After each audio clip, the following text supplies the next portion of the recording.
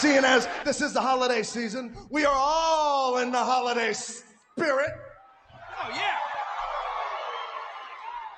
Tess, there's a song, and it's called The 12 Days of Christmas. Oh, one of my favorites. And you see, Tess, The Rock wants to sing you 12 things that you can look forward to tonight.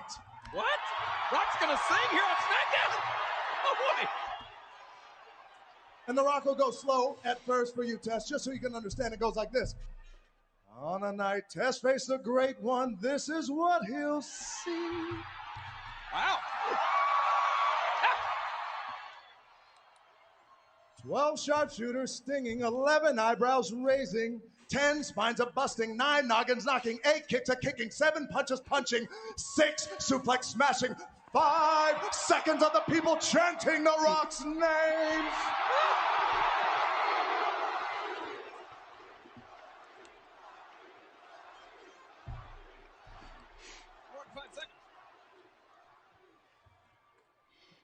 Four rock bottoms, 3 people's elbows on your 2 buck teeth, and a kicking all over New Orleans. Okay, there's only one Rock. That'll put everybody in the Christmas spirit, except for Tess.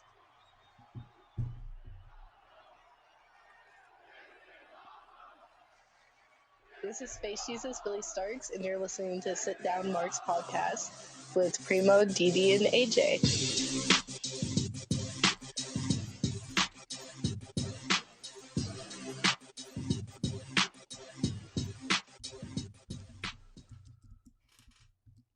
What's going on, everybody? Welcome and happy holidays, Merry Christmas, all that great stuff. Thank you guys for joining us here today for episode number 43. This is officially our first Christmas episode, boys. Welcome.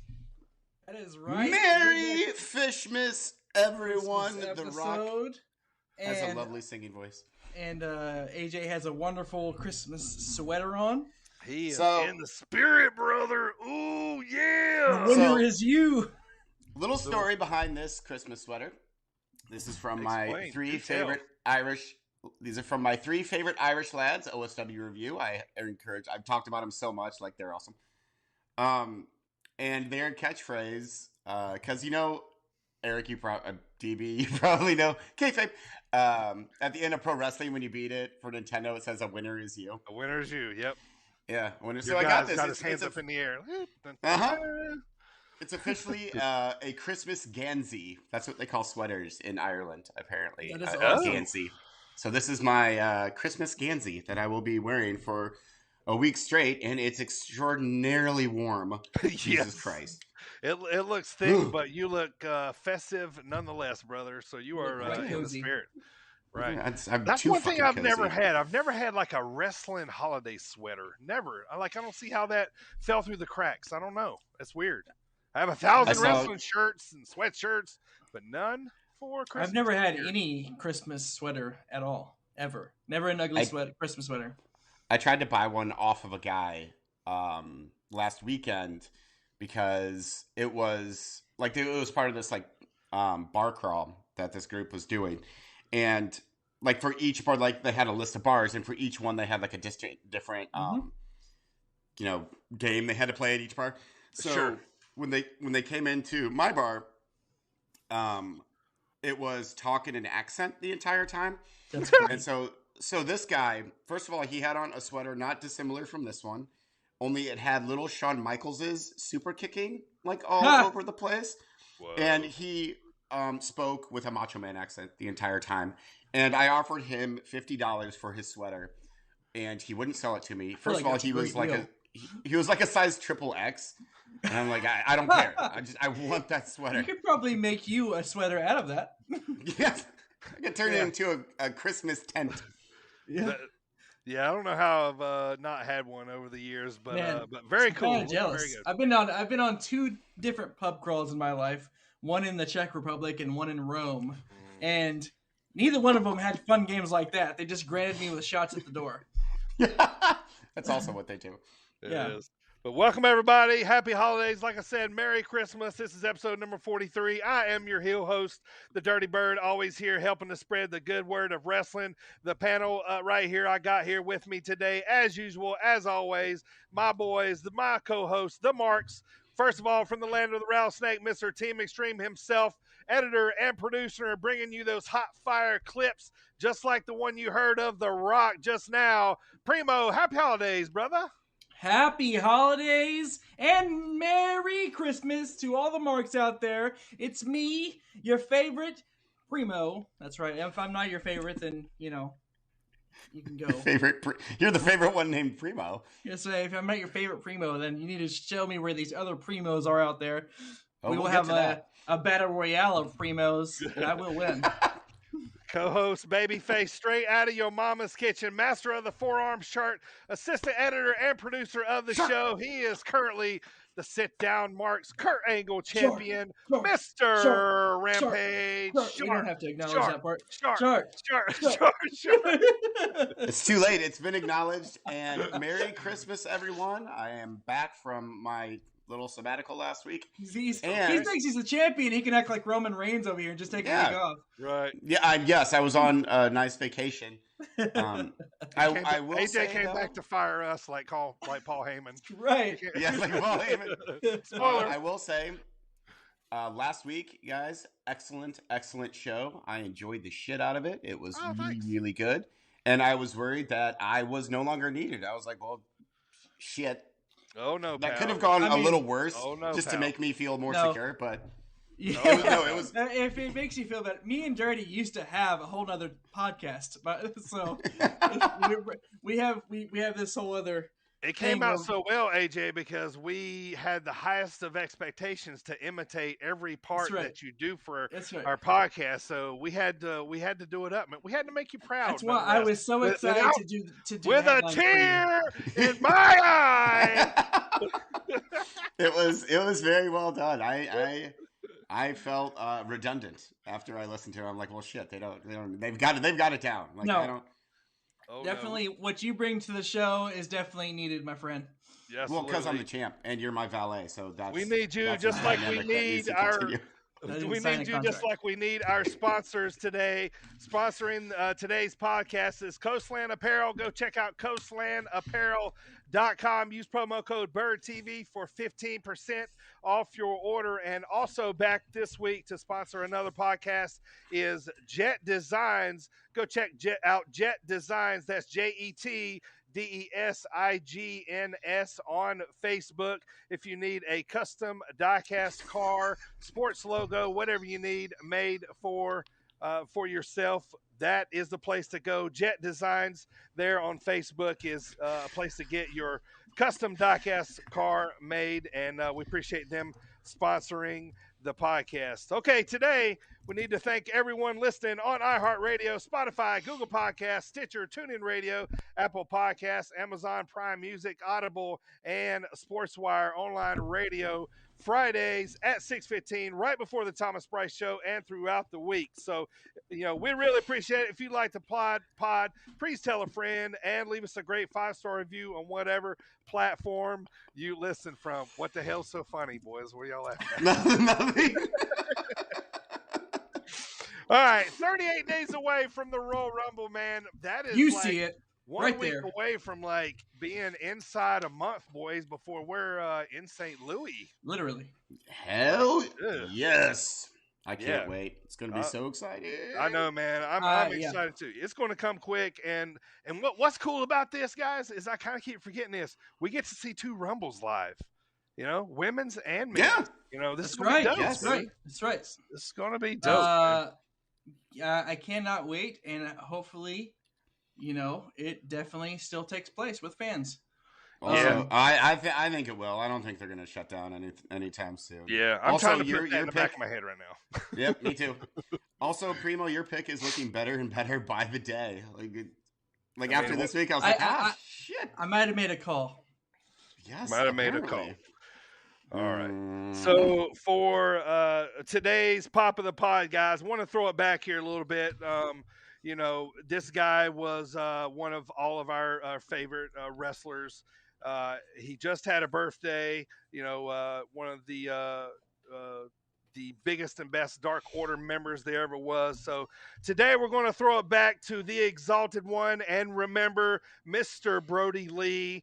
Anytime I'm going to see a Gator roll for the rest of my life, I'm always going to think of Brody Lee, Luke Harper. So today, the Exalted One is where we're headed.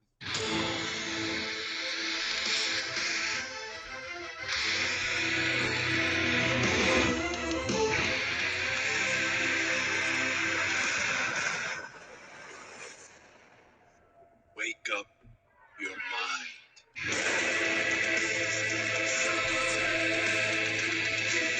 That's so epic.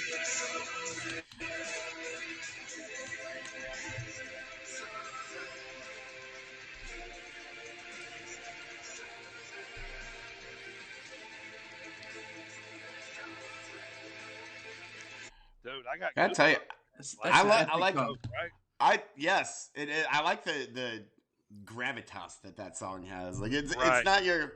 I mean, you guys know how much I don't like metal, which a lot of theme songs are. That one has like weight to it. I love it so much. I might actually listen to that. That one is like an epic war song. Yeah. Yes.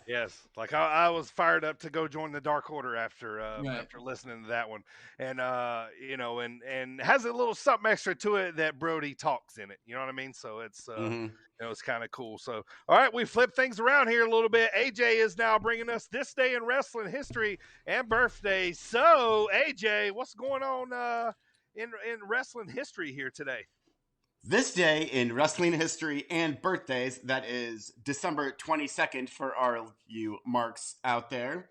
Nice. We start off. Yeah, I'm trying. So it's kind of slim pickings, but we'll start off in 1997. The NWO completely takes over the WCW Monday Nitro set, changing everything. It was kind of an experiment to see if they could do their own, have their own program.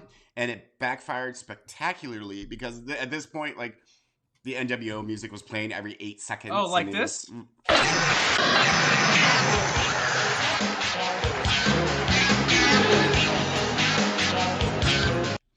Yep. For life. Full.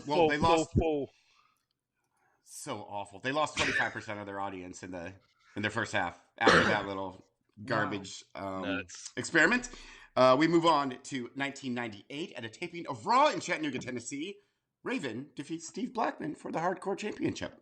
Important moment in wrestling history. In Chattanooga. And then in Chattanooga, I hear they have nice choo-choos. That's about as big as that. About as big as that one when I pulled Rhino to the square. I know. To the history. It gets worse. So in 2008 in SmackDown in Toronto, Canada, Maurice defeats Michelle McCool for the WWE Divas Championship. Maurice was a Divas Championship. Oh yeah. She also, a couple times, didn't she? She's Canadian. So then I found this one. I'm going to attribute it to today because I just saw it an hour ago. Okay. In 2004, Matt Riddle defeated the Field in the New York State Wrestling Championship to win the state championship in wrestling. Guess who was third place in that same tournament? Jones. Bones Jones. Placed third. I happened to see that as well. Yeah. Did you really? Yeah. Matt was a legit. But that is so awesome. Yeah. Yeah. Matt Riddle and John Jones. Yeah. What up, bro? What up, bro? Yeah. That actual clip was a time from when I met him. And it was cool, man. He's cool. Yeah, hit it again. What up, bro? I was kind of impersonating him, and he kind of impersonating me, impersonating him back to me. That was pretty good. Real cool dude, but yeah, legit what up, bro? He used to break some jaws, man, in Randy. MMA. So, sure. Randy. Okay. I gotta get that shirt. We will, yes, you do. Actually, don't. I'm going to send it to you for Christmas. We move on to birthdays. First, it's not today, but it was the 19th. I want to mention in 1961, one Gene Mean Okerlund was born. Best interviewer / backstage. Right. I got to do it. It's in my chest. I got to do it. You ready? Yeah, come on. Mean! Woo!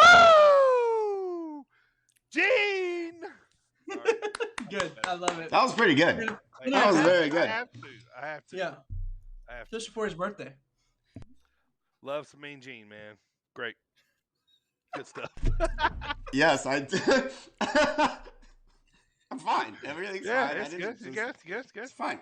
We're live, So pal. up next, this is also not today, but I'm throwing it in here just to add to your Primo Battle Royale. In 1982, on December 21st, we have none other than Primo of Primo and Epico fame. Oh, yeah. Los Matadores.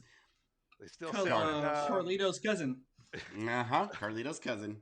They still sell his birthday yesterday. They still sell Yeah, timeshares. Yeah, they were real, or they were travel agents. Like, what a terrible fucking gimmick. They weren't bad wrestlers either. Right, I know. So today we have a couple. We have none other than in 1983, Festus, aka Luke Gallows. Big LG. Love him. And then also today, Sin, I'm going to botch everything and be born in 1982, Sin Cara. It's funny because I thought that Epico was at one time, or was he like in the mix with Sin Cara, or he was Sin Cara he might have at one time. He was. Yeah, I thought he was Sin Cara. Yeah, he was one of the couple that played him. Yeah, he wasn't the and he botched too. One, but and then of course I have to mention, since this is our Christmas episode, was just cursed.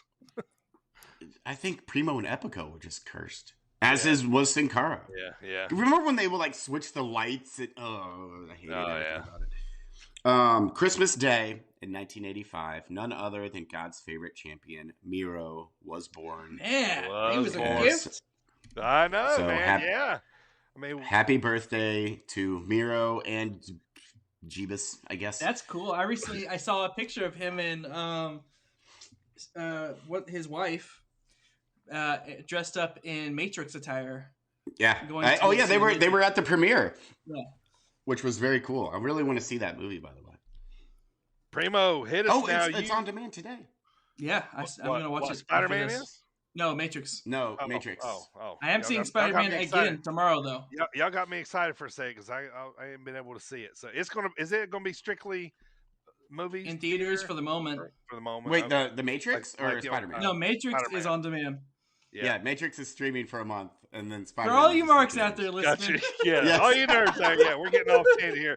Primo, now it is your turn to bring us wrestling in the headlines, man. What's going on right now? Okay. This week in wrestling headlines, per Fightful and Culture State. Whose game is it? AJ's game, baby. Woo! 50... something days. Not even 50. Champion. No way. Oh God. 3 weeks. Yeah. By next week's pod, AJ, you need an exact number. Next week is gonna hit triple digits. Yeah. Let's see. Mm-hmm. Sorry, I had to get that in there. He'll hit 200 days before we know it. I still have my board up here that says 219. I'll beat it. Per Fightful and Culture State, Tony Khan has confirmed that Battle of the Belts will be an hour-long special on TNT, and it's set to air Saturday, January 8th, as of this time. I'm super excited for that show. Via Twitter, Eddie Kingston confirmed that he missed his most recent scheduled booking with Defy due to being exposed by someone with COVID. However, Eddie has since tested negative. Well, that's good. It's scary. That's also, speaking of Defy, I'm sure you're going to talk about it, but you going to talk about that? Go ahead. Okay. Christopher Daniels? About him, he's going to be on a Defy card? No, he's a new champion, I think. Oh, I haven't seen. No, I haven't seen that yet. Yeah. Okay. Fightful Select reports that Alex Hammerstone has signed a multi-year extension with MLW, taking him to at least the end of 2023. Yeah. You like this one, Dirty? Are you ready? Sami Callihan, the Death Machine Years, is set to debut in January on pay-per-view and on demand. This is a compilation of some of Sami's greatest matches, highlighting his rise to where he is at now. Dope. I thought you were going to give me insight that he was coming back soon. I was like, oh, God, no. He's out for he's 6 more months. WWE is currently offering buy one, get one free for the Royal Rumble. Wait, what? We should have waited. Yeah. This offer expires on Christmas Eve. Oh my God, that's like the equivalent of, like, you know those mattress stores that constantly have like going out of business sales, and then they just move to a different store and then they do another That's what this reminds me of for some reason. Like, I don't know why. Like, Well, after I mean, the abysmal Going, performance of Raw, and it's Yeah. like Yeah. it's like don't miss out, don't miss out. And like the next week, they're still saying don't miss out. yeah, And don't miss out. I'm like, wait, I thought they was ended last week. Why are you still on the radio? probably trying to entice people to buy tickets too that might be a little hesitant because of COVID or, Yeah. whatever, Bret Hart Maybe. has been inducted into the Canadian Walk of Fame. Who has? Of course. Bret Hart. Brett needs to Okay, be in better. every Canadian Hall of Fame everything, even like Even like the class, hockey I don't one know. and the Yeah. maple syrup All- one all and that. everything. Yeah, Brett made all that. Okay. Well, I mean, yeah. What would Brett do? Be boring. Per Fightful Select. You Vince take McMahon, it back, sir. Rude. That's just Vince- rude. Per Fightful Select, Vince McMahon has no interest in adding a no-cut clause to WWE contracts. Yeah, it takes control out of his hands, man. Uh-huh. Yep. But it also keeps like the wrestlers, if you feel like you're always walking on eggshells or always, scared for your freaking job. Yeah. It's not a good way to keep your performers happy. Like, I don't No, it definitely won't boost morale. No. And lastly, we have a quote here pulled from WrestlingNews.co about Baron Corbin talking about how the sad Corbin gimmick was only supposed to last 2 weeks. Here we go. Baron Corbin says, "I honestly believe that the sad Corbin gimmick wasn't supposed to last as long as it did. From what I understand, it was supposed to be a 2-week thing. I was going to lose the crown and get a little bit depressed. It became very entertaining, and I had a lot of fun because it was the polar opposite of anything I have ever done. I think that what's fun about this job for me is it doesn't become monotonous when you continually evolve. If it was this miserable guy with a dirty shirt, the worst part was not being able to cut my hair or my beard. I got a text at 2 a.m. from Vince that said, 'Don't shave or cut your hair, pal.' After like 3 weeks, he said he has the Costanza hair growing. And then they said the best part was he was visiting schools for his daughter. He said they're private schools, and my daughter's 2.5, and he's going in his beard and hair, and you can't wear hats in these places, and he looks ridiculous. And he's having to apologize for how he looks because it's his job.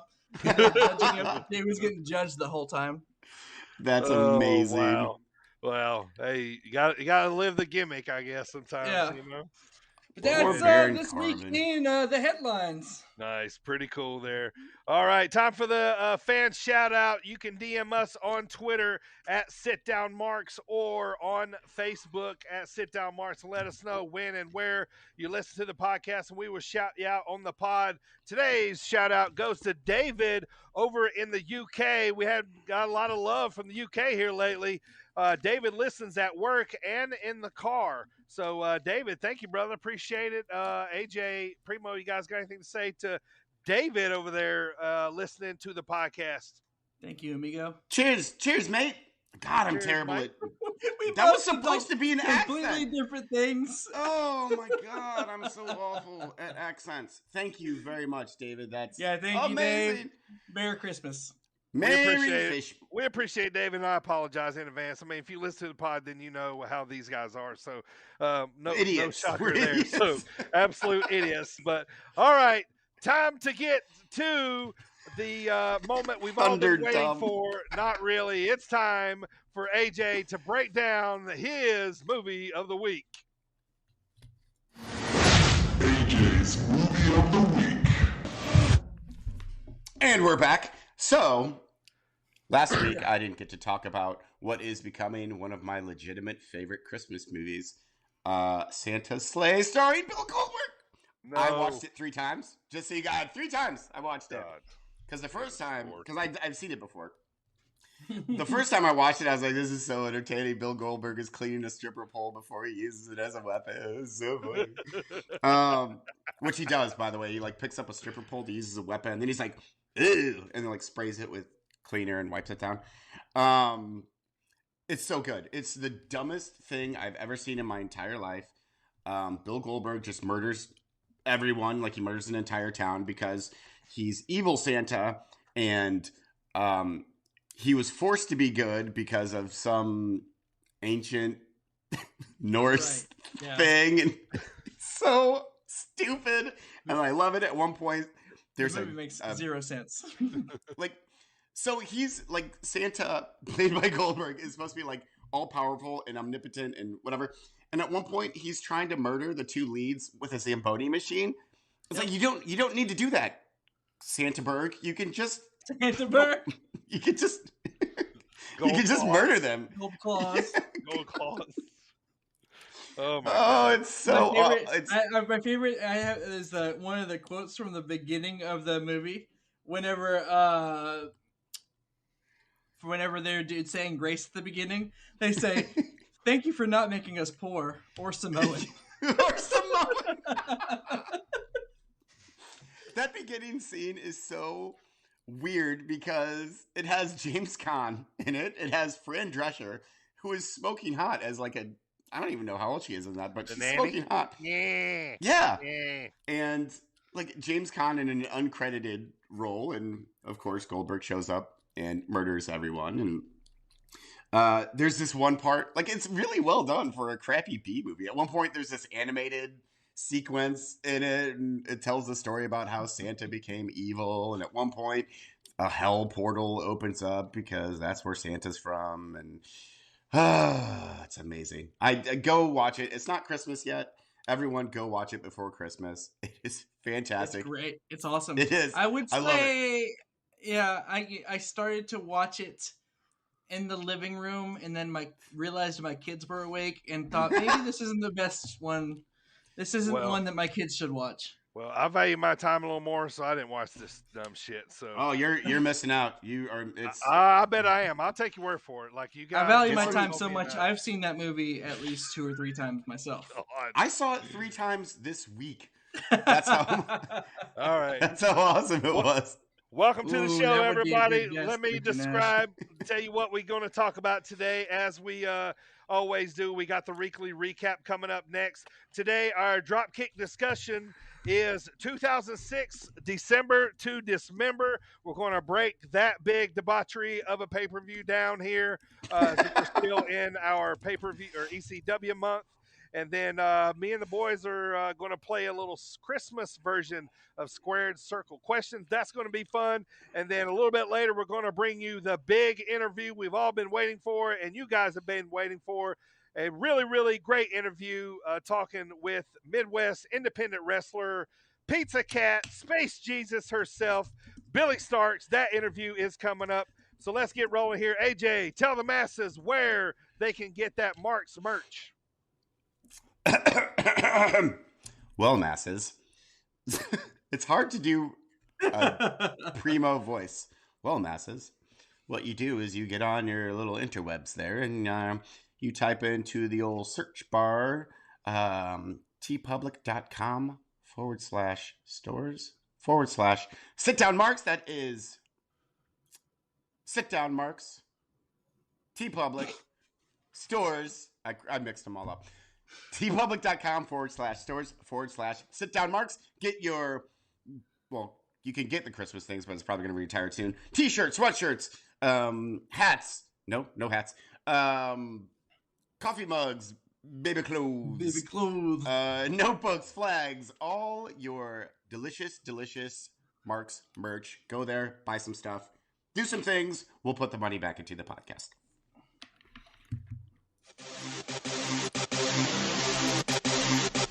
This is Levi Cooper. Hey, this is Buck Nasty, Bucky Collins. This is Big B. What's up, bozos? This is Trevor Outlaw, and you're listening to the Sit Down Marks. Sit Down Marks. Sit Down Marks. And you're listening to the Sit Down Marks podcast with DB, Primo, and AJ.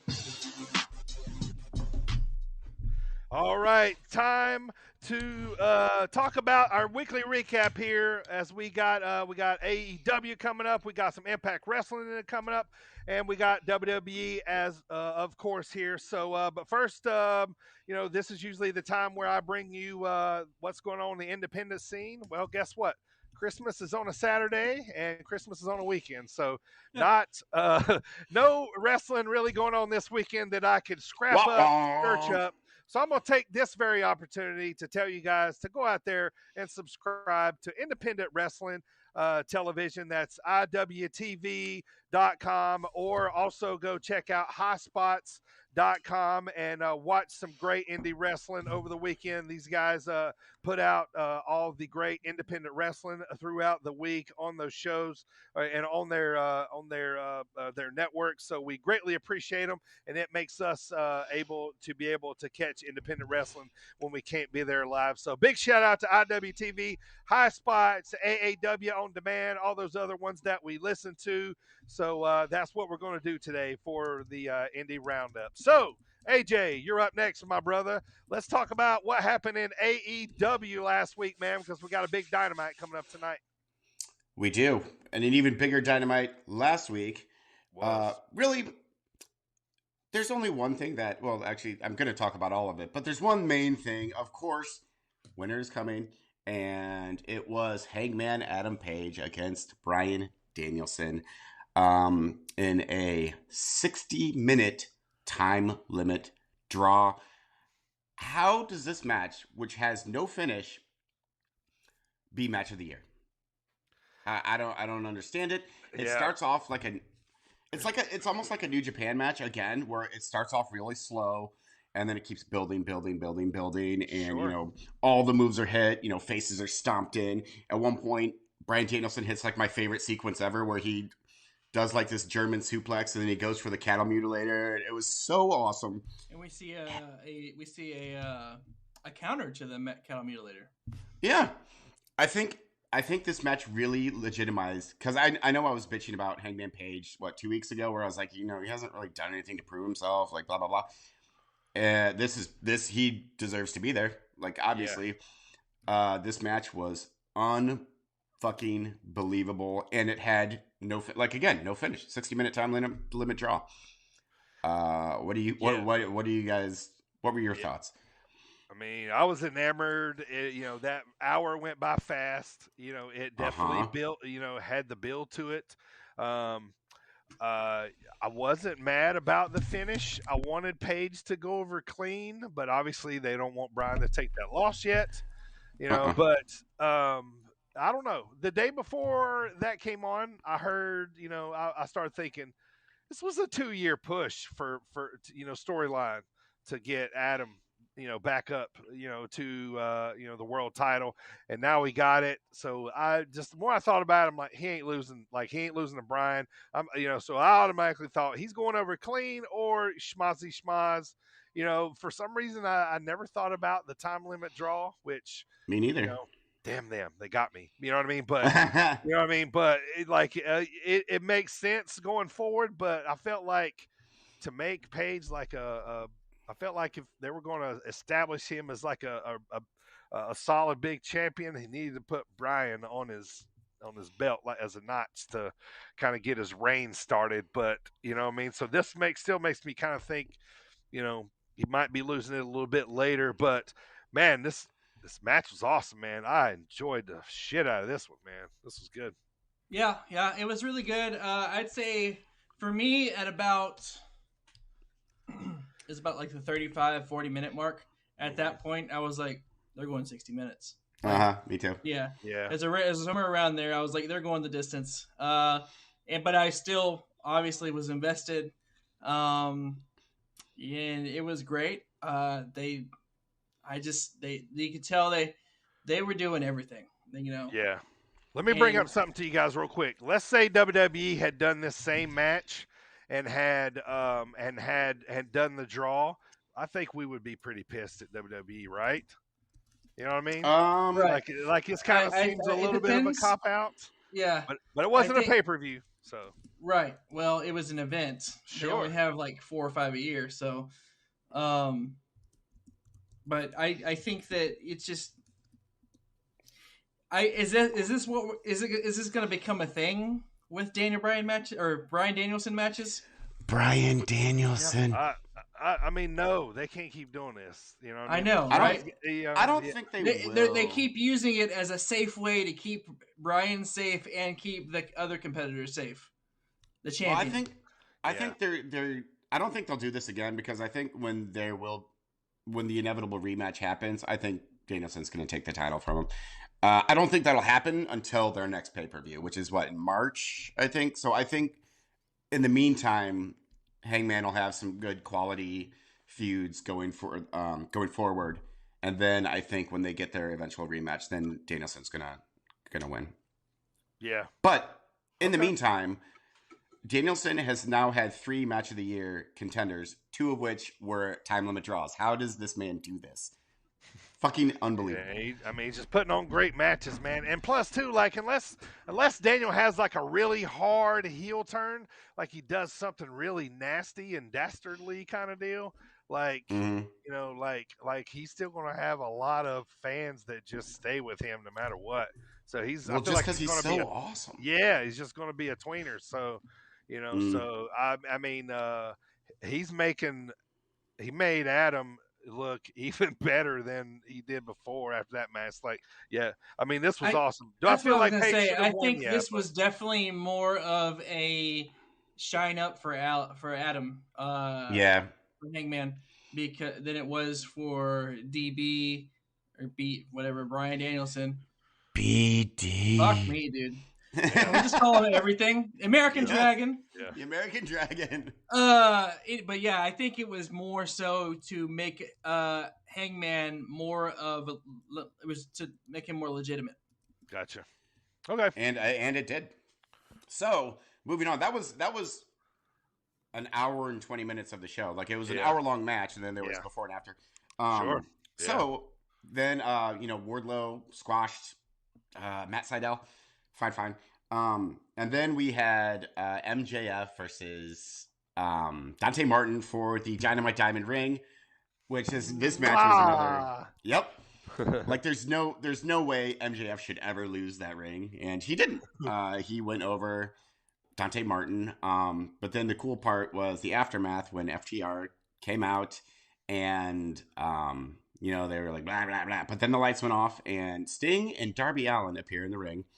And the heels commence a beatdown, and then CM Punk's music hits. CM Punk rushes to the ring, and now tonight we get CM Punk, Sting, and Darby Allin against MJF and FTR. Are you fucking kidding me? This is AEW right now. Right. Holy fuck.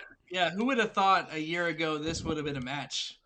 Oh my God. I know. Oh my God. They're making dream matches happen with all these relationships, and it's fucking great for a fan like us, man. Like, it's amazing. Yeah, it's like being 10 again. Yeah.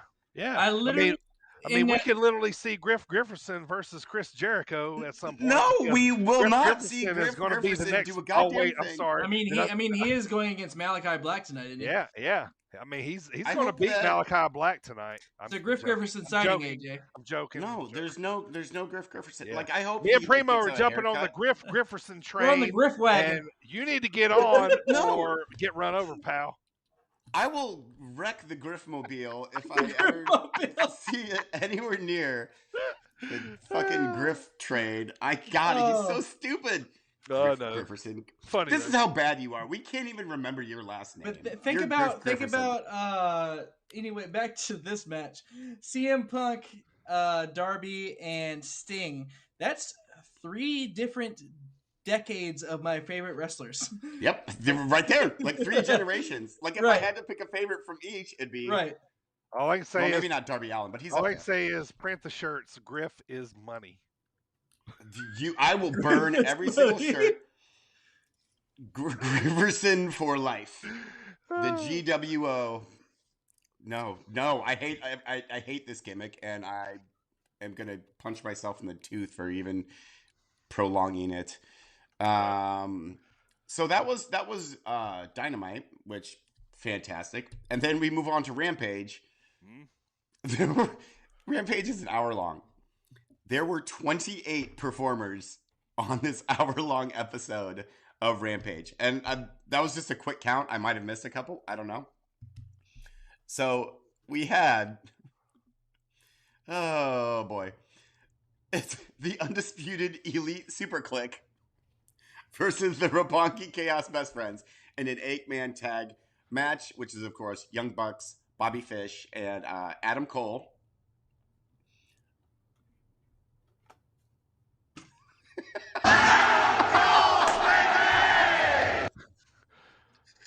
Pay attention. I just realized y'all were looking at me. Timed. Read a chat, fool. Yeah, that was. I got you.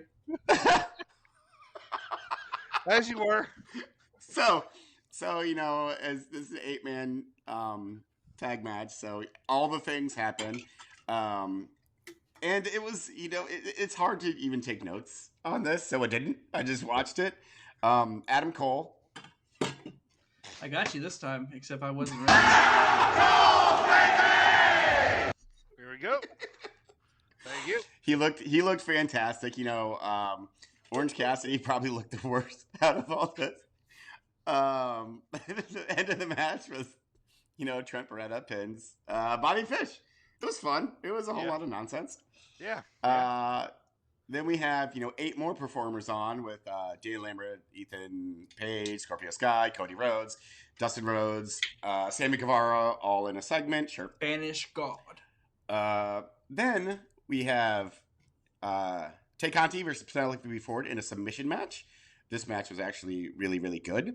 Tay Conti got the win. And then it also included the Bunny and Anna Jay. So there's some more people in there. Mm-hmm. And then we have the Lucha Bros, Eddie Kingston, Santana and Ortiz, 2.0, Garcia, and the Acclaimed.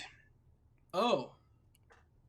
The Acclaimed has arrived. Oh, by the way, I didn't say it last week because I was trying not to give away that I was like ribbing you about your birthday on the pod. Anthony Bowen not only does he have a birthday the same week as you, it's the same day. What? No, it's not. No. Sure. Yeah, you do. Nah, I'm pretty sure he found out that he was listening to the show and he's like, oh, it's AJ's birthday. I want that to be my birthday as well. The Acclaim has arrived on AJ's birthday. And then Max Castro's like, yo, listen. And I'm like, no, you can't have my birthday. Yo, listen. Yeah, God, I hate him. I need to get that sound. He barely even got it out before he had to start scrapping. They didn't get to do the rap this week, so that's what I look forward to. So I was a little pissed, but it's kind of funny. 2.0 and Daniel Garcia walking out to the Acclaim's rap song, So that was funny. Yeah, but, no. Yeah. Yep. Oh shit! I totally forgot as well. Jurassic Express and Christian came out after the match, so that's 31 people, not 28. I'm sorry, I miscounted. I honestly don't even remember who got the win. I think it was the Heels. Yeah. The Heels. Yeah, I think it was the Heels. Yeah. I watched this past Monday, so. Also, really quick, I forgot to mention Serena Deeb and Sheeta had a fantastic. Those two are so good together. Whenever they wrestle, they were on Dynamite. Yeah. It was just easy to overlook because of the two matches sandwiching the the fucking program. They're putting out some good matches, man. I've said before, I'm a big fan of Sheeta. But all right, man. So are we all in agreement that the surprise tonight is probably going to be Kyle O'Reilly? Is that what we're thinking?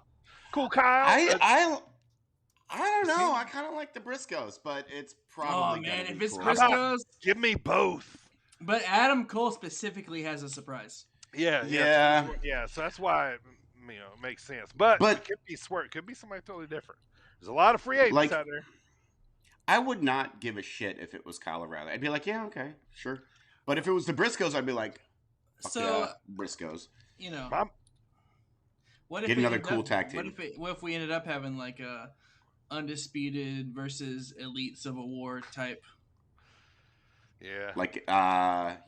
I'd be okay with it. But then you'd have to turn half of them face, and I don't want to see any of those guys turn face. It'd be the Bucks go face. You think so? Over Adam Cole? My brain always goes back to Ring of Honor with Adam Cole, Matt Taven, Michael Bennett, all available. So, that could be some strong little adds to the faction. So I don't know. And then Brody King too, been signed by AEW. So, a lot of people are speculating he's joining Malachi Black's stable, But I love Brody. I've seen him wrestle, Sammy Callahan. He was former AAW champion in Chicago. He's got a different look, man, and he's scary as fuck when he comes out with that ski mask on. That's pretty cool. It's pretty wild, man. It's pretty wild. So, anything else for AEW, AJ? Wyndham Rotunda. When's he coming? Tell us. When's he coming? I don't know. Are we going to see him for the end of the year? How far along is that movie?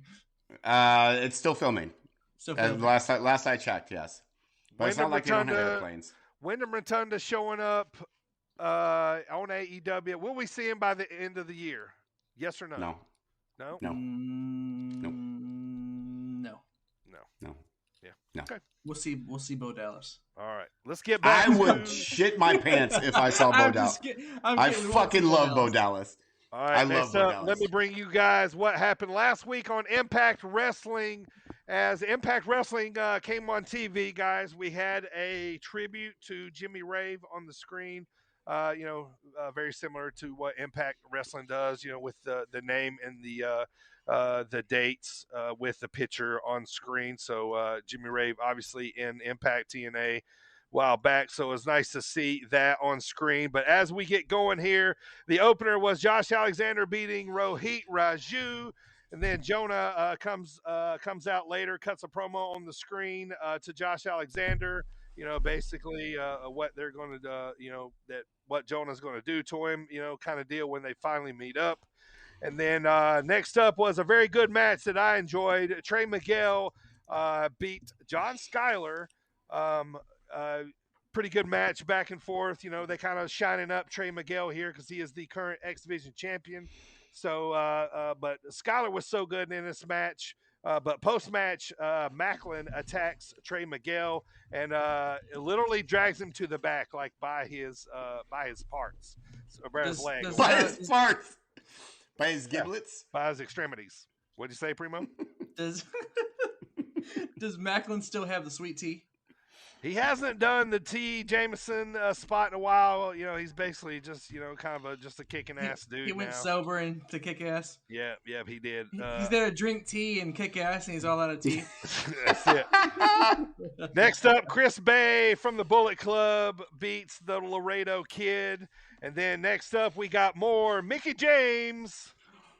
Hardcore country. How was that time? And Deonna Purrazzo fighting, was a big pull apart between these two.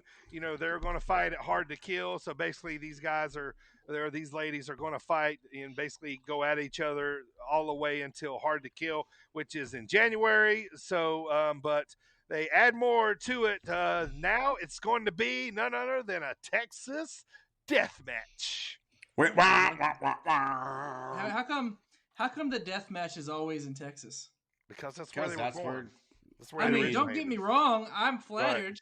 Right. Sure. You want to use my home state for the most violent of matches, but right. Flattered. I think it's a Texas death match. Would a Connecticut death match just not get the right? Well, you wouldn't be able to use a bull rope. That's why you can only use a bull rope. In a Rhode Island death match. Rhode Island death match. Yeah. You're throwing fish at each other. Yeah, because a Massachusetts death match doesn't sound Massachusetts right. massacre, a massacre. All right, so funny. Right after that, they say that this is funny, Primo. You like American this? Samoa death match. Right after they decide that it's going to be a Texas death match, Mickey turns around and tells Deonna Purrazzo, "Welcome to hardcore country." There you go. Yes. There you go, Mickey. So we get to our main event. This main event is the contract signing between Matt Cardona, a.k.a. Zack Ryder, with Chelsea Green, and Morrissey and Moose. This is the three-way contract signing for Hard to Kill. Morrissey basically signs the contract and leaves. And then Moose asks Chelsea Green if she will stay with Mid Cardona after he loses, or if she will leave him like the whore she is. Ooh. What? That's not okay. What? Yeah, he called her a whore. That's not cool. Treating her like Francine. So obviously, shit hits the fan. She's a crack whore. Matt and Moose, fight each other. Moose puts Cardona through a table. Moose continues his onslaught. Cardona ends up getting back up, swings a chair at Moose. He ducks and hits Chelsea with a pretty nice shot. And so we got Matt Cardona giving his wife a chair shot there. And he accidentally hits Chelsea with it instead, and the show goes off. Chelsea's laid out, Matt's standing over her, Adrian. No, just kidding. But you know what I mean? Yeah, like that. awesome. But he said, "Baby, that was so hot." yeah, so they're just adding steam to this, three-way that they got coming up. That was basically the gist of Impact Wrestling. But I will say this, man. Impact's getting good, man. If you're not watching Impact Wrestling, now's a pretty good time to jump on because they got some decent storylines going on. Yes, there's some of it that's cheesy, but So you're saying don't sleep on Impact. I'm saying don't sleep on Impact. At least this main event storyline is pretty decent, and I think Hard to Kill is going to be like worth watching because I think like there's going to be some surprises there. I mean, if you want to take a nap, there's 3 hours every Monday night. You can do that. I was going to say Impact has been far better than anything WWE has done in months.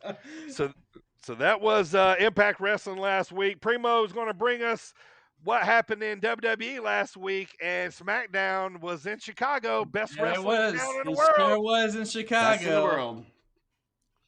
Best in the world. Best in the world. I have a confessions to make. Confessions? Just one confession. one. I could not bring myself to watch this episode of SmackDown. I was like, nope. You missed a good one. This was good. Really? Yes. Yes. Yeah, I'm going to talk about it right here. So, bomb. smackity down. It's literally the only thing I'm going to talk about.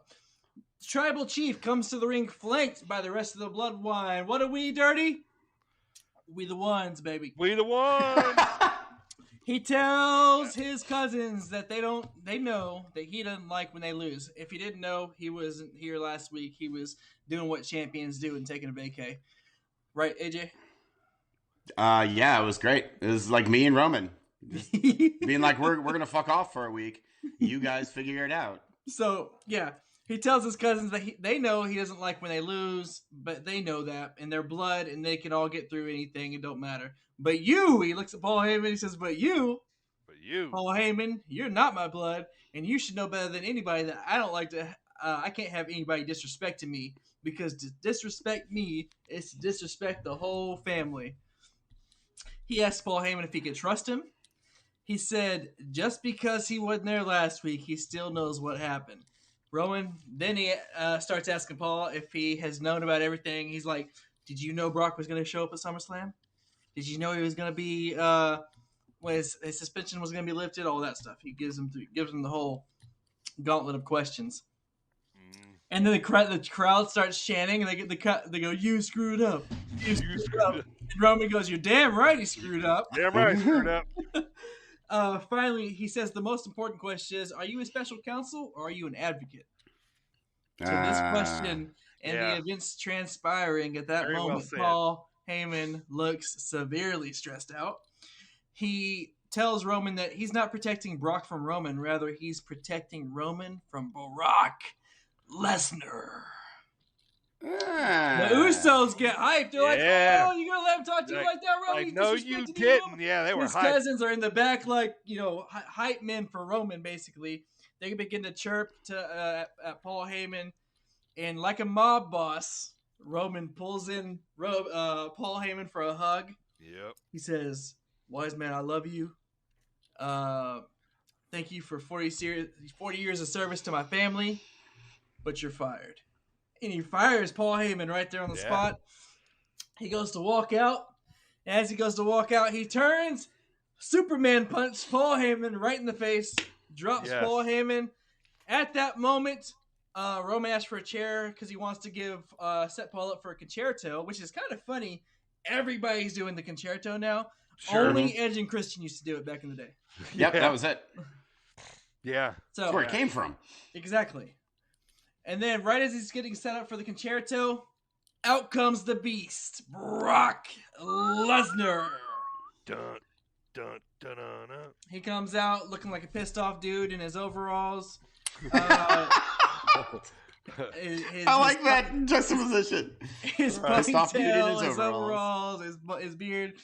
The Bloodline looks ready to pounce, but then Brock literally runs through the Usos. Like, the Usos are coming at him, and he doesn't stop. He just, like, bulldozes them down, gets in the ring. He eats a couple chair shots, but powers through it and is able to give Roman 2 F5s before the show goes off the air. Okay, that does sound pretty good.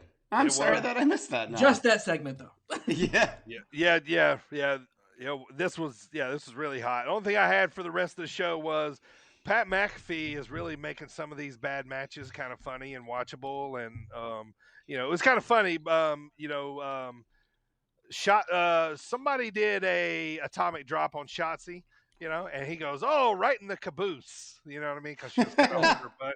So I thought that was funny. The Happy Cord and Madcap Moss gimmick was like just awful. You know what I mean? Just like funny because it's that bad. You know what I mean? But another thing been meaning to ask you guys for a while. Do y'all like the computer generated entrance stuff like they're doing with Cesaro and Xia Li, and Charlotte lately with the things floating up?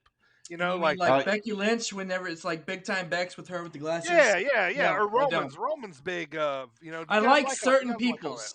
Yeah. I like Roman's. I like Randy Orton's with the Viper. I don't like too many others. Yeah.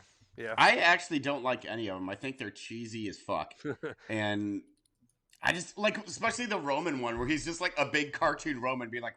I like how he starts and he's like. Yeah. Right, yeah, I know, right, yeah. When the music it looks drops. like a VeggieTales animation. Like that's how like cheap it looks to me. Like it looks like someone who animated the VeggieTales did Roman Reigns going. I don't like it. I think we're all in agreement though. We all like this Brock Lesnar. This Brock is fun, and I happen to really enjoy this Brock Lesnar. And go ahead. As do I. I was gonna say as much as him and Paul Heyman are such an unstoppable force. I mean, he's an unstoppable force by himself, but sure, I am kind of going to miss Brock speaking on his own because he was so funny. He was, and it kind of makes me sad that now he still might. Yeah. Also, I also really like this iteration of Brock Lesnar. You want to know when I'm going to stop liking this iteration of Brock Lesnar? When he wins the Royal Rumble. Which I have a bad feeling that he's going to. Rumble? Last thing I want to say about this is, this was a great ending to SmackDown. This gets me a little more hype for what's coming. You know what I mean? But we finally see, this is kind of like the first real kink in the armor of the Bloodline. This is the first time we've seen them getting destroyed. They've been doing the destroying, so that's why I'm interested in it. I think this is going to be pretty dope moving on. So. Anything else for SmackDown, boys? That's SmackDown. Moving on to Raw. So I just got some quick notes here. In that 3-hour show, let's just get to it. They were in Milwaukee. They were in Milwaukee. Omos turned on AJ Styles. Finally, breaking up the duo and tells AJ next time he sees him, it will be in a match. Also, during this time, as AJ's getting obliterated, commentators Byron and whoever he talks to are talking about how AJ will also be at NXT the following night. Mm-hmm. Why? Tells Austin Theory that he enjoys firing people, especially before the holidays. Right. Why? That was a little bit of a low blow. Kind of a bad thing to say right now, right? Yep. But enough with the fucking heel authority. I'm so fucking bored. Right. With that. The Cutting Edge returns. Edge has on his guest Maurice, where she seemingly airs out her grievances of married life with The Miz, but it all turns out to be fake as Miz and Maurice end this segment with a skull-crushing finale on Edge. I wrote for this, airing of grievances, is she celebrating Festivus? And then finally, Rollins and KO work on trying to eliminate the almighty Bobby Lashley from the Day One matchup, but only end up having to fight against the team of Bobby and Big E in the main event. Bobby Lashley and Big E are victorious. However, Seth Rollins and Kevin Owens unleash an assault after the match, taking them out as the show goes off the air. Is Bobby Lashley face turning? I don't know. I feel like we're going. I don't know. I feel like we're going to see. I don't know, man. Seems very I feel like we're facey going back of to the him hurt lately. business, like a face hurt business, maybe this time. I just feel like right now Bobby Lashley is just like he's Bobby Lashley. Like he's not like face or heel. He's just like doing his thing. If you get in his way, he's gonna beat your ass. What do y'all think if they kept him like that? What do y'all think they're going to do with Amos now? I hope nothing, but what do y'all actually think? I certainly hope that whatever he does with AJ isn't lengthy, that AJ can get over it in time to win the Rumble. And it's going to be lengthy. I certainly hope he doesn't get any spot like in the Rumble or on a pay-per-view. Almost isn't going to be in the Rumble, of course. He's too big not to be. They can. There'll be a spot where they work together and get him out. Yeah. I think the feud will be blown off on the day one pre-show. That's my guess for when this ends. They put AJ on the pre-show. They needed him to bring in paying viewers. I mean, they've been putting the IC belt on the pre-show for like months now. So why not AJ Nakamura? Ah, my boy, it makes me sad. Anything else for Raw there? No, sir. That's it. That's Monday Night Raw. That 3 hours of nap time. NXT was the next night. We had the NXT champion Tommaso Ciampa invite Braun Breaker to the ring. Ciampa basically tells Braun that he could. The whole crowd's barking now. He tells Braun that he can have his second chance at the title in 2 weeks at New Year's Evil. But he says Braun still isn't ready and is too inexperienced for the big show. And I mean the big show New Year's Evil, not the big show. The big show. Paul White. Right. Then Braun. Not the way. Sorry. There it is. Thank you. Then Braun military presses Ciampa and embarrasses him before saying his time will be up at New Year's Evil. And then he says, "Ooh, ooh, ooh." But he goes to military press him and he just holds him there and just puts him down because Ciampa's like, "Let me down," like freaking out. He embarrasses him. Next up, we have the reason for AJ being around. Grayson Waller shot an Instagram video talking smack about AJ Styles and says he is going to start calling himself the phenomenal Grayson Waller. Later, Grayson Waller is in the ring. I apologize to all of our Australian listeners. I know it's terrible. Grayson Waller. Later, Grayson Waller is in the ring giving a promo when the real phenomenal one arrives on NXT. It's good to see this is my own personal note, but it's good to see AJ Styles as a face again. Yeah, I love it. I love face AJ Styles. He's me my too. favorite. AJ calls out Grayson for wearing the gloves and one elbow pad, just like AJ. Just like him, yeah. And since the jury's still out on him being a real WWE superstar, he tells Grayson, "You've got a good." He said, "You got a good 3 weeks in you, and you think you're already a superstar. Try being phenomenal for 20+ years." That's a good point. Grayson bitches out and avoids altercation with AJ. And that's basically all the cool stuff that happened on NXT. Yeah, it was. Is Brian Kendrick coming back? Yes. What that look like? Against Harlan. Yeah. So, yeah, Brian Kendrick, he did announce, I don't know if it was actually on the show or later on, he announced he resigned from being a coach, and he's going to come, and if Harlan wants an apology, then he will have to pull it from Brian Kendrick. Why did he stop to begin with? I like Brian Kendrick. He was on 205 Live for a while there. Yeah, but then he just kind of went away. He just got bored. Weirdo. Trainer. But I do have a question here.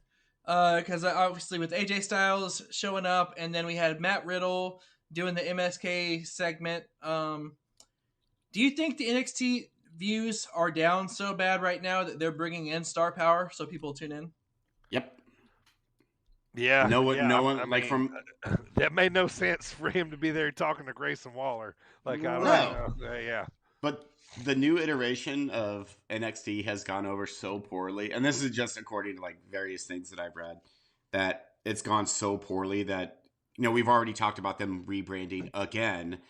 That is just, they're doing whatever they can to stop hemorrhaging viewers at this point, which they should be hemorrhaging viewers because the new NXT is garbage.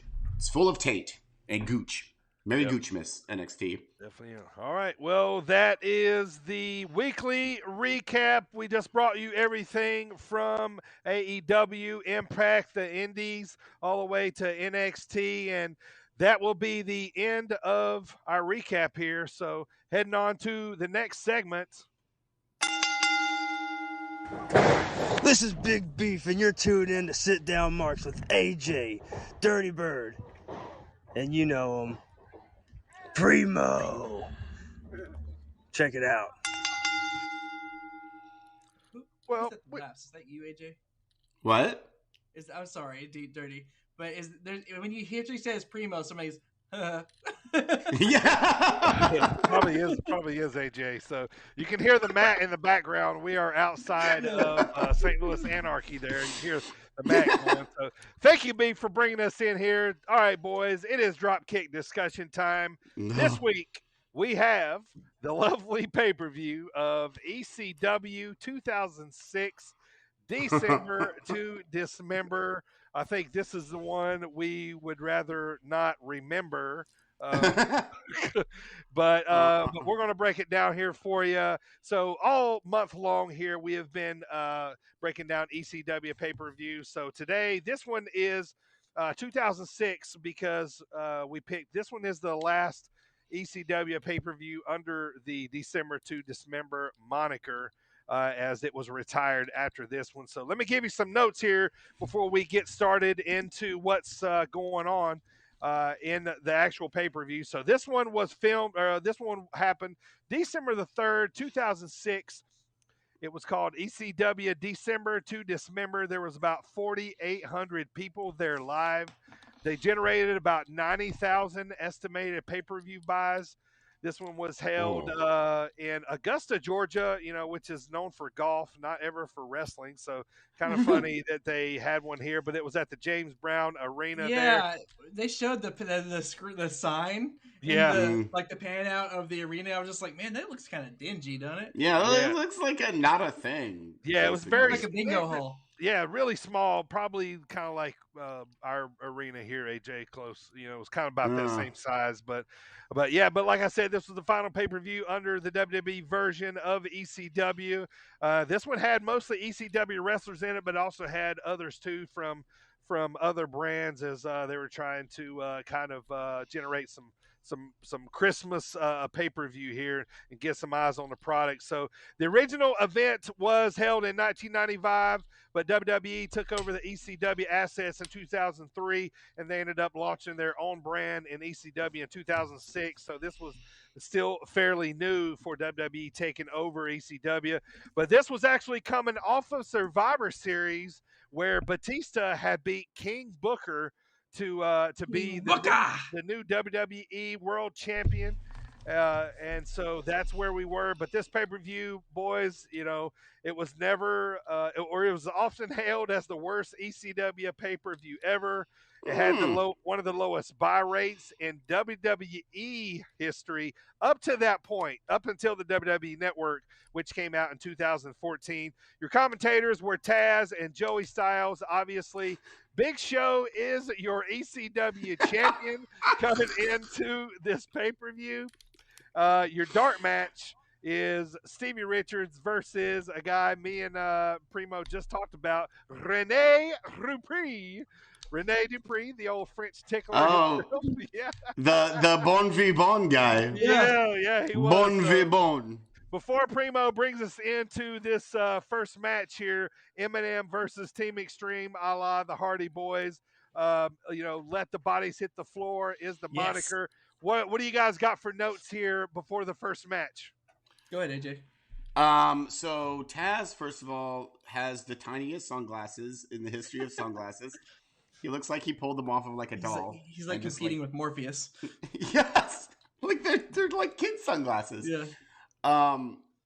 Already I'm like, this is gonna be not good. And then when like they only announced 2 matches for this pay-per-view, one of which was not even an ECW match, and the other one was the main event. Yeah, a lot of things went on before like the first bell. Yeah. God. Yeah. That's mainly all. Like before the match, I had Taz needs bigger sunglasses. Yeah, that's what I put. For me, I just wrote right away. Due to it being a WWE production, it is 1,000 times better, the production aspect of it, because it's being produced by WWE and not ECW. Oh, it's not even an ECW show. It's a WWE. Like, there's it's a nothing WWE ECW show about with ECW brand, like, WWE branded ECW things. Yeah. Right, yeah. Yeah. And I said I also love their Playing Bodies by Dragpool. That was pretty cool. Yeah, it was dope. And that was years after that song came out. So Yeah. it's kind of like, yeah, of course. it was. Yeah, that was like their intro music, if I remember there for a while. So, yeah, so pretty sweet. Going in the first match immediately after I hear Eminem's music, I got excited because I realized I get to see Melina's entrance. Man, she was looking good too. One of the best entrances ever. Eminem being, of course, Joey Mercury and Johnny Nitro, which is one of the first Johnny iterations. It was. Joey Out Mercury. comes my favorite tag team of all time, the Hardy Boys, Team Extreme. I said this period sticks out to me a lot because this is for me the Jeff Hardy with braids era, and also right after Jeff came back from TNA.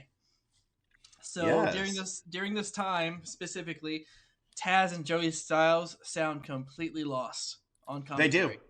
Yep. They did. It's like they don't even care. What they like? There was no. It's almost like there was silence in their ears. Like nobody was telling them what to say, and they didn't have a direction. Yeah. Yep. There was like quiet time a lot. Like it was weird. Yeah.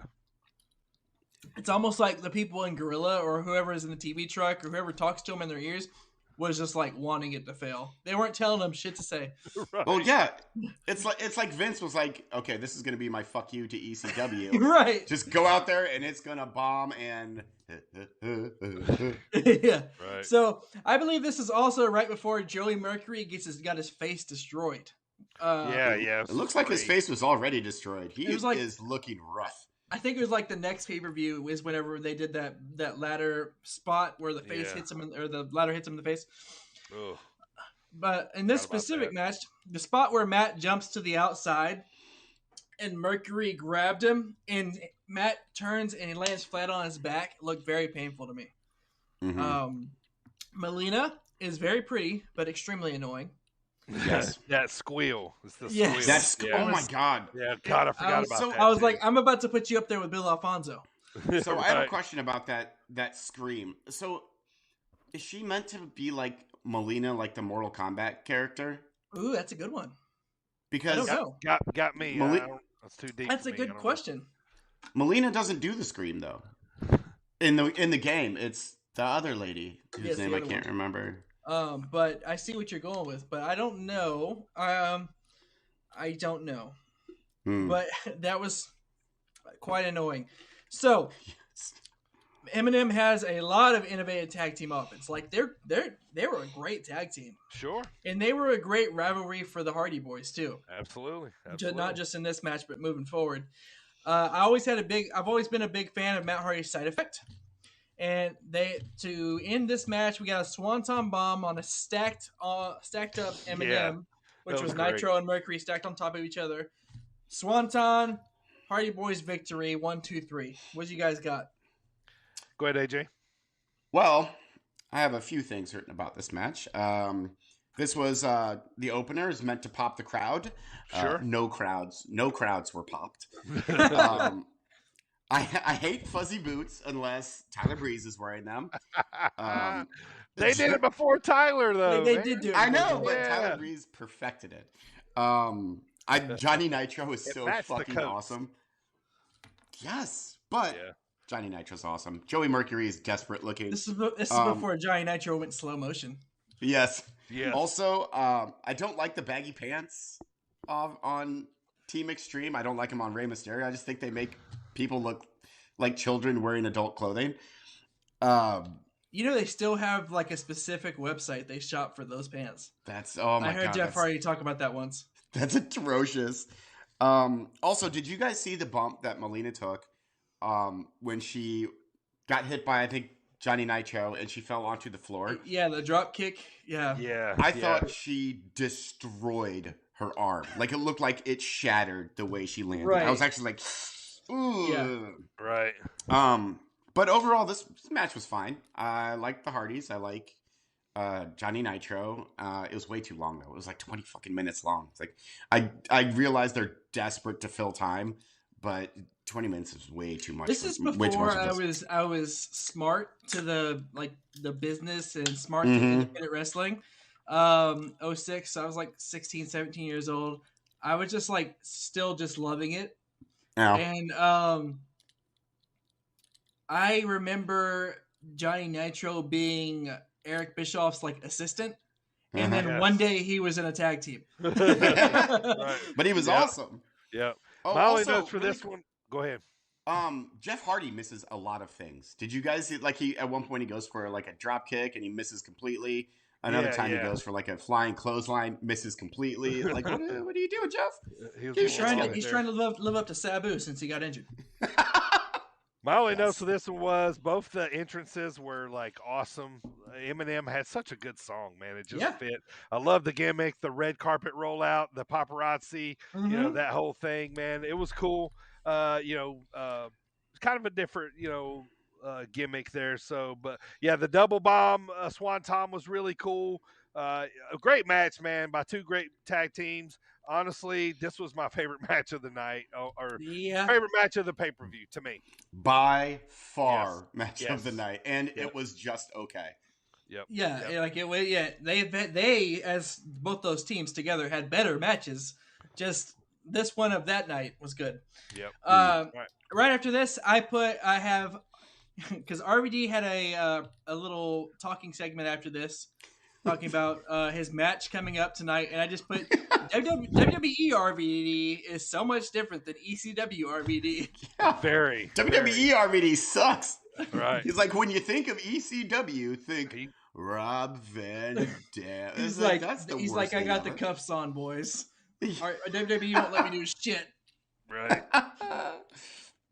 All right, so moving on. We had the next match which was Matt Striker versus Balls Mahoney. Balls. I said here immediately that I never realized that they played up the real life story of Matt Striker getting fired. Like, I knew obviously he came in, his gimmick was a teacher, but I didn't know they were like, he used to be a New York teacher and he was fired. Yeah.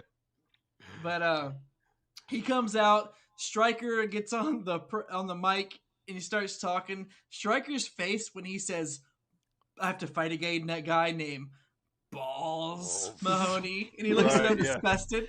Yeah. It was hilarious. After watching Matt Striker for 5 seconds, I am convinced that I see a lot of resemblance in the current Joe Gacy character. Mm-hmm. A lot of it. Okay, I didn't see that. You're right, though. Oh, yeah, I thought that immediately. Stryker says his match will be contested under... I thought this was kind of funny. I loved this.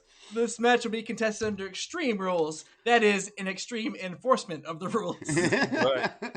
And those rules are no gouging of the eyes, no hair pulling, no top rope maneuvers, and no foul language. Most importantly, no foul language. Yeah. Except the reiteration of the name Balls. Right. I swear Balls, his name was that just to give everybody an excuse to say Balls. Absolutely it was. All I have after this was Matt Striker has his face right over his ass crack. And I'll get into that too. Also, Matt Striker broke the rules and still wasn't able to pick up the victory over Balls Mahoney. And that's all I got for that match, really. So for this match, I wrote Matt Striker versus Balls Mahoney. Balls Mahoney. What? Mahoney? There we go. But what the fuck is a Balls Mahoney? Like, but I love Matt Striker. His promo at the beginning was by far my favorite part of the entire pay-per-view. It was just great to listen to him give out about the rules. But this match is utterly useless. Matt Striker, one, has his face on his ass and has just a giant wedgie the entire match. Also, guess what? No cup. There's little Matt Striker's doodle. He's out there like Das Wonder Kid. Yes, and they allude to that too, like his butt being up his crack and like his it's like his trunks are like one size too tight. Yeah. Yes, and it was like an Argyle doodle the entire fucking match. Balls punches, the ball. Why was Balls Mahoney on a pay-per-view? Like, this was desperate. It was awful. Because Balls is so much. I'll tell you why. Because Balls is an ECW legend. That he probably got the biggest pop of the night. I don't know if you guys pay attention to that or not. But I don't know if that's saying much. Him and Sam, I know. That's what I'm saying. But it's not saying much. But he probably, but he probably did. And if this was like the last December to Dismember, they kind of had to have him there. You know? That is one thing I didn't write down. I forgot to write down. But yeah, after the match, Sandman does come out. And wait, I thought I did write that. No, that's after that's Mike Knox match. Sorry, that's way later. Yeah.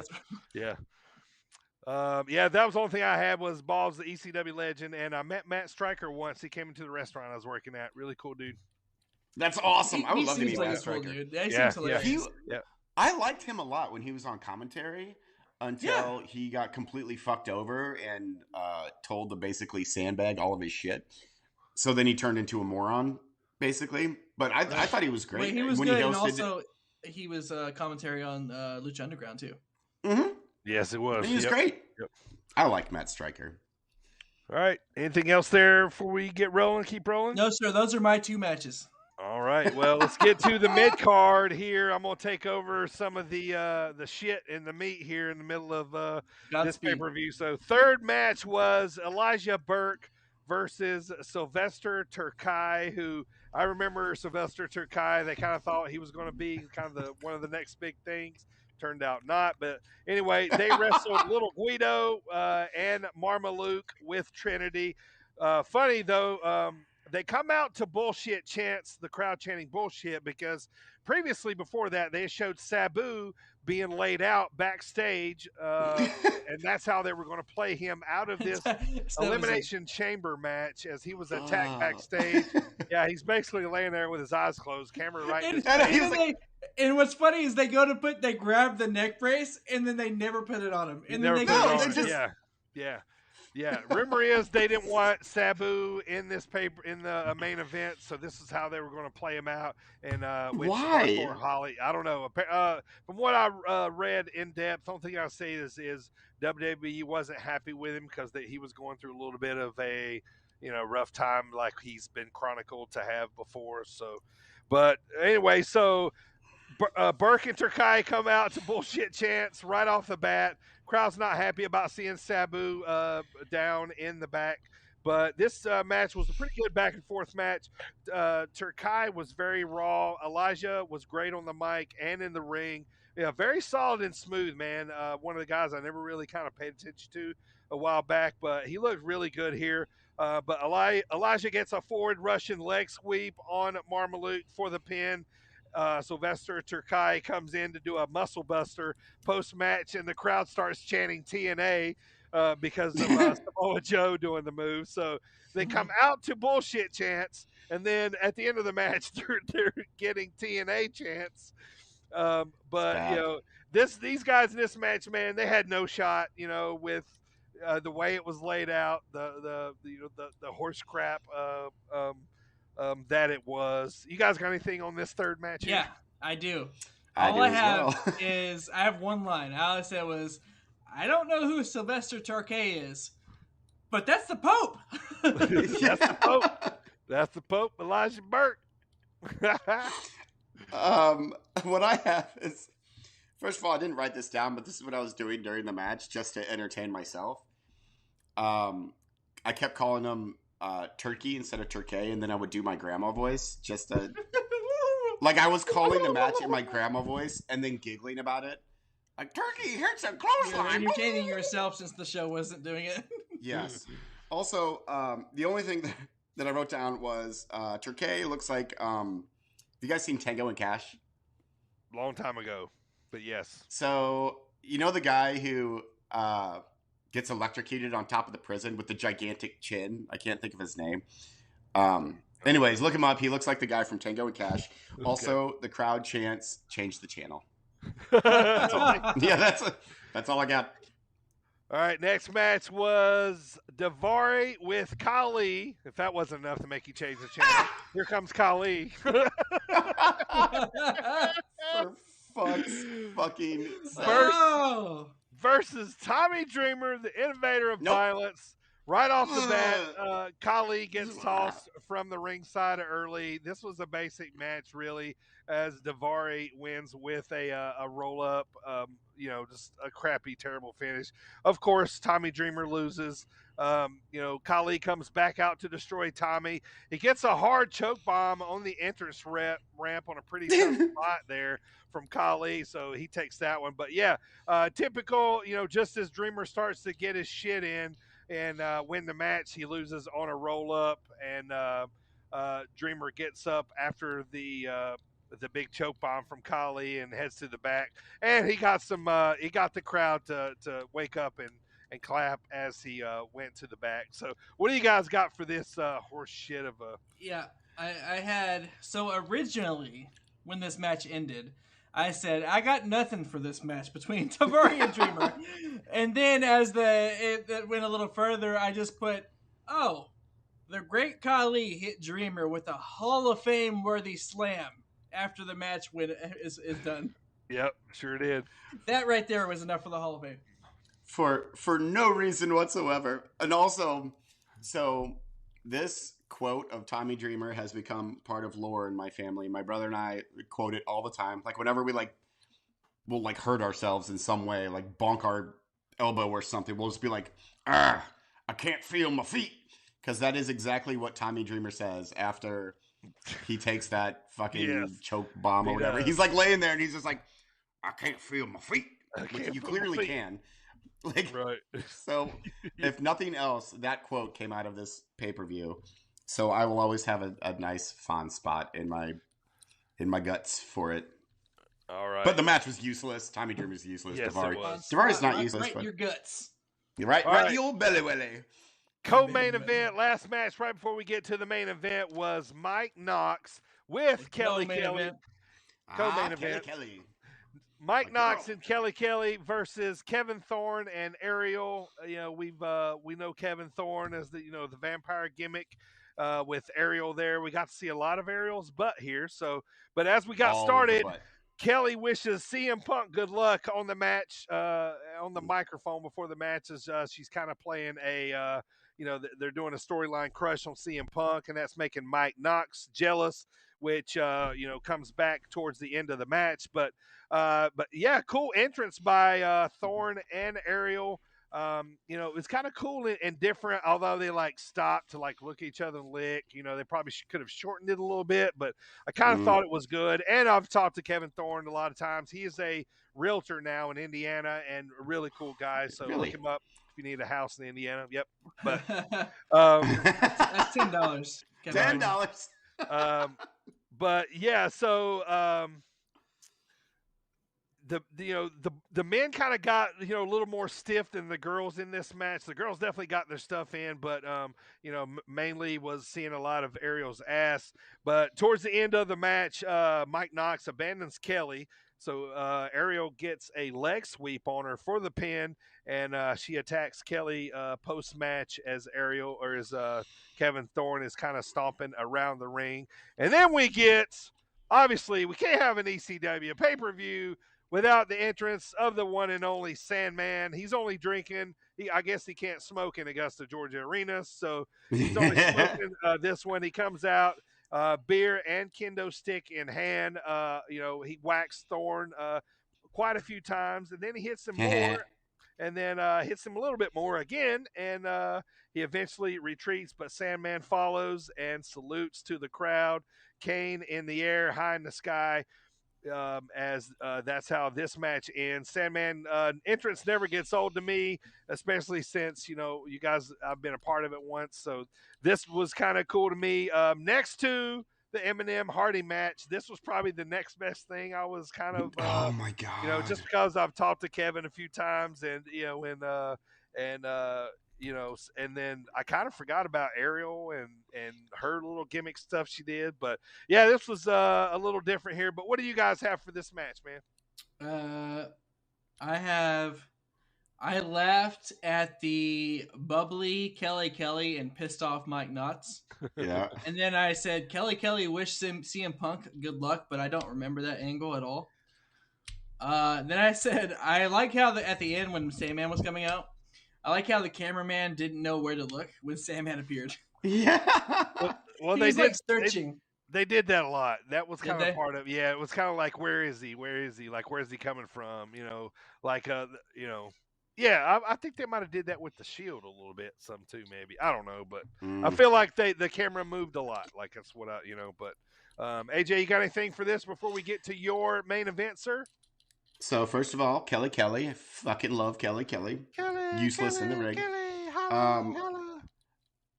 Also, so this has always made me like, his name is Kevin, and he's supposed to be like a fucking vampire. Like, give him a vampire name. What are you doing? Right. Kevin the Vampire Fawn.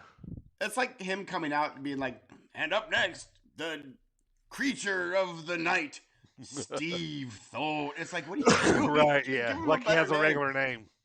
Here's William. God. William Thorne. William Thorne, yes. Also, the cameraman loves Ariel's butt. Yep, loves it. For sure. This was another dreadful match. However, Sandman looked 10 times better than he did 12 years ago. He looked in amazing shape. He looked like he wasn't, on the verge of passing out just by standing there. So the best part of this match, apart from Kelly, was Sandman not looking like a drunken hobo, which was very nice. Yeah, I agree. Yeah, I feel like that whole angle with Punk didn't last very long. I think it was just a way to get her away from Knox. Which Mike Knox is terrible. I hate Mike Knox. Yep. All right, main event time here. So, first of all, hey, wait a minute. Where's my little Kurt Angle guy? I just noticed that. You don't get no Kurt Angle guy. Oh yeah, he's hiding. Boo. I'll bring him up while you talk about him. Yeah. He's like Elf on a shelf. He's hiding. It's okay. Kurt in a shirt. You don't need a Kurt in a shirt. Just a sexy Kurt. I'm not no blurt, Kurt. So really fast, we have a recap of Bobby Lashley getting beat down. And by the way, Bob Holly, hardcore Bob Holly, is in the main event. He gave a promo earlier where he said maybe 5 words. It lasted like 10 minutes. Yeah. And he was like, I get that. I like that. That's good. It's like, what are you doing? Sparky Plug wasn't much of a promo. Yeah. He's so just awful. An ass kicker. And I know you said that, DB, you said that I have to hate someone each time. Yeah, this who time is it's Bob Holly. It's Bob Holly. I've always hated Bob Holly. He's a bully piece of shit, and he hurts people as in like, oh, it's hazing, and I'm gonna concuss all these new guys and break their ribs and fuck you. Yeah, he wanted to hurt everybody the hard way, like give them the initiation. He was one of those guys. Yeah, go fuck yourself. So, first there's before the main event, which by the way, it is an eternity between the Sandman leaving and the main event starting. Yeah. So we have that recap. We have a promo with Paul Heyman, which this is one of the saddest Paul Heyman promos I've ever heard because he shits on old ECW. Right. And he puts over like the new guys and how like Big Show is like the face of ECW. That is horrendous. I just wrote ouch. Like after that. And it's how dare you? Not only Big Show, but he's Big Show. Yeah, he's big, fucking blurst out of his mind, Big Show. So yeah, after a fucking eternity, they do the cage lowering thing, and that takes for fucking ever. And finally, so the gimmick of this elimination chamber is each pod comes with its own weapon as well as a wrestler in it, sure. We have the ECW The normal champion. part, a wrestler. Yeah. As a weapon and a wrestler guy. We have ECW champ. Let me repeat that. ECW champion Big Show. The epitome of ECW, hardcore, anti-establishment, extreme wrestling Big Show. Yes. He encapsulates all of it. The guy who's been, now, granted, I do enjoy and like some Big Show. I do too. He's a legend. He doesn't really. He does. When I think Big Show, I don't think ECW. No, I don't think. Oh yeah, no rules, blood matches. Right. I don't think the guy that's been in 3 different professional wrestling major promotions. Crazy spots. No, it's fucking Big Show. So in his pod is, I believe he had the barbed bat, which you of course can't use, so it's useless. We have CM Punk, who has a chair. Sure. Yeah. Rob Van Dam, who had something that I don't remember right now. Rob Van Dam started the match. Oh yes, he did. And then we have Bob Holly, who had he started the match. Also started the match. Yeah. Yes. And then you have Bobby Lashley, who had a fucking table in his pod. So he was like crammed up against it kept falling on him. Yeah, it never made it out, did it? And Test had the crowbar. Yeah, Test had the crowbar. Big Show had the barbed wire bat. Yeah. Look at the desperation of this main event. You have Test and Bob Holly. Are you fucking kidding me? So of course Rob Van Dam and Rob Van Dam and Bob Holly kick off everything. There's a nice Spider-Man spot by Rob Van Dam, but then he misses a splash. RVD misses a dropkick by a mile, and Bob Holly sells it anyways. It's like that is the epitome of this pay-per-view right now. Right. So up next we have CM Punk out, which at this point in the company, Rob Van Dam and CM Punk are the 2 biggest faces in the company. I'm just going to move on for a second. Up next. So CM Punk is out next. Hit some cool spots. Punk and RVD played, and they're pissing blood all over the place. Test is out next, which I never minded Test. He was fine. He's a good big guy. All of his testicles. Former Motley Crue bodyguard. I don't know if you guys knew that or not. I did not. That was his job before wrestling. That was his job before wrestling. He used Motley Crue bodyguard. Yeah, he saw some shit, didn't he? Mm-hmm. He saw some. He saw them pimp out Tommy Lee. Yes. Yeah. So he's out next, and then RVD hits Punk with the Van Daminator. Is that what it's called? Yep. And then a frog splash, and then pins him. RVD, one of your top baby faces, pins CM Punk, one of your other top baby faces, and CM Punk is the first one eliminated.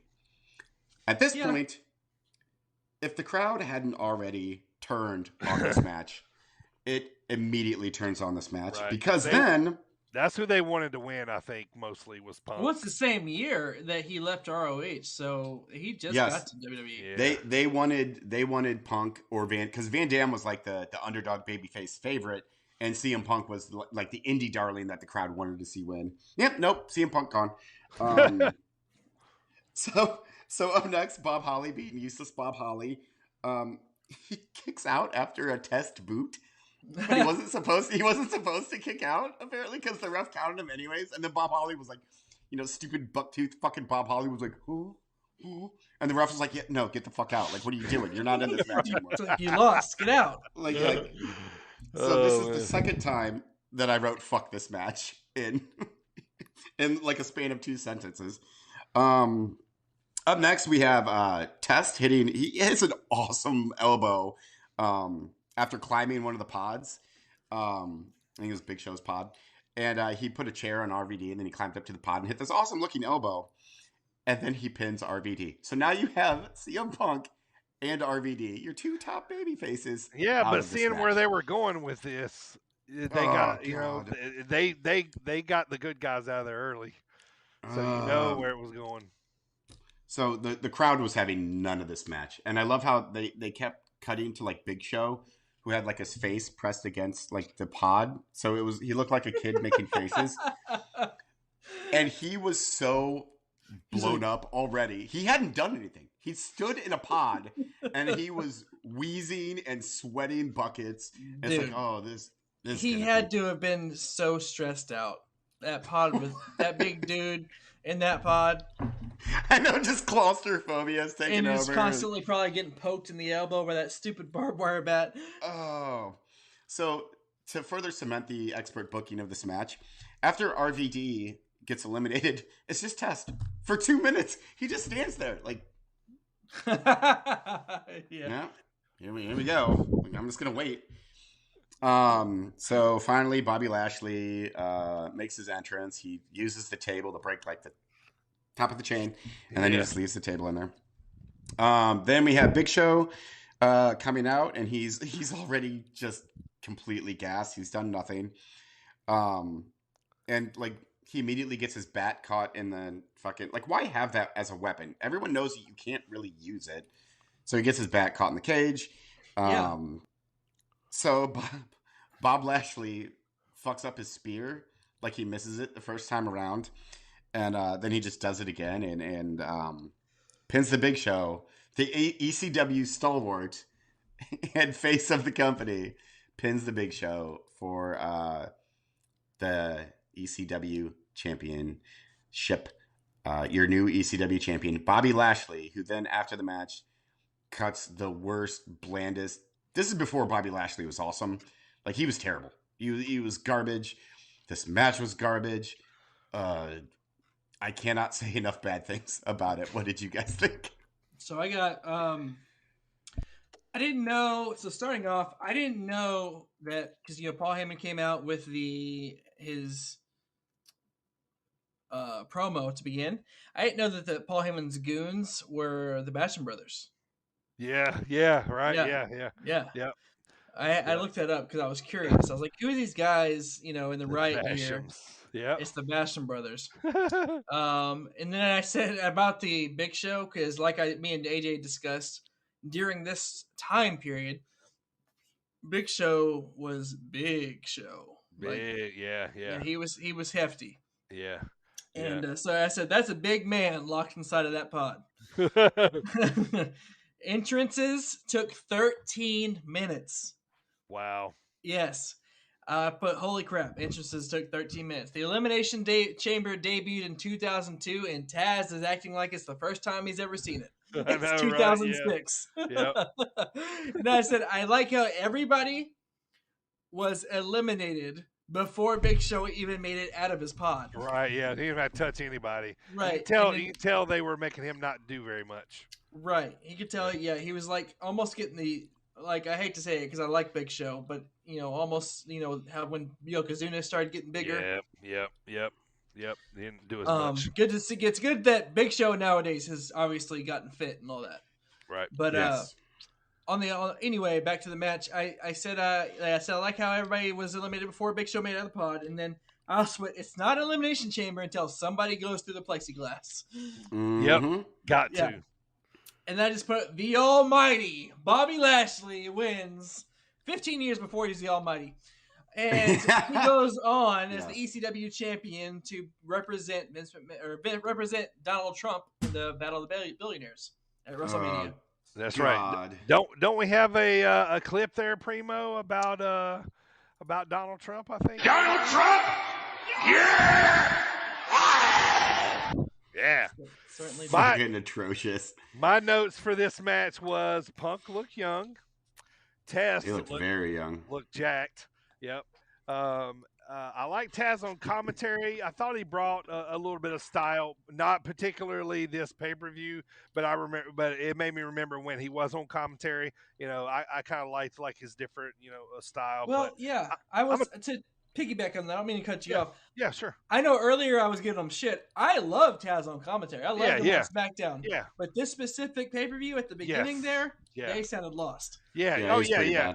Yeah, and this just made me remember when he was an announcer. So, it's kind of what I kind of made me remember it. But I'm a Taz mark, so I kind of like him a lot and everything. But this pay-per-view, hilarious, scary. I almost thought it was going to be fun at times, and then got brought down really quick. So, couple last notes here, funny stuff.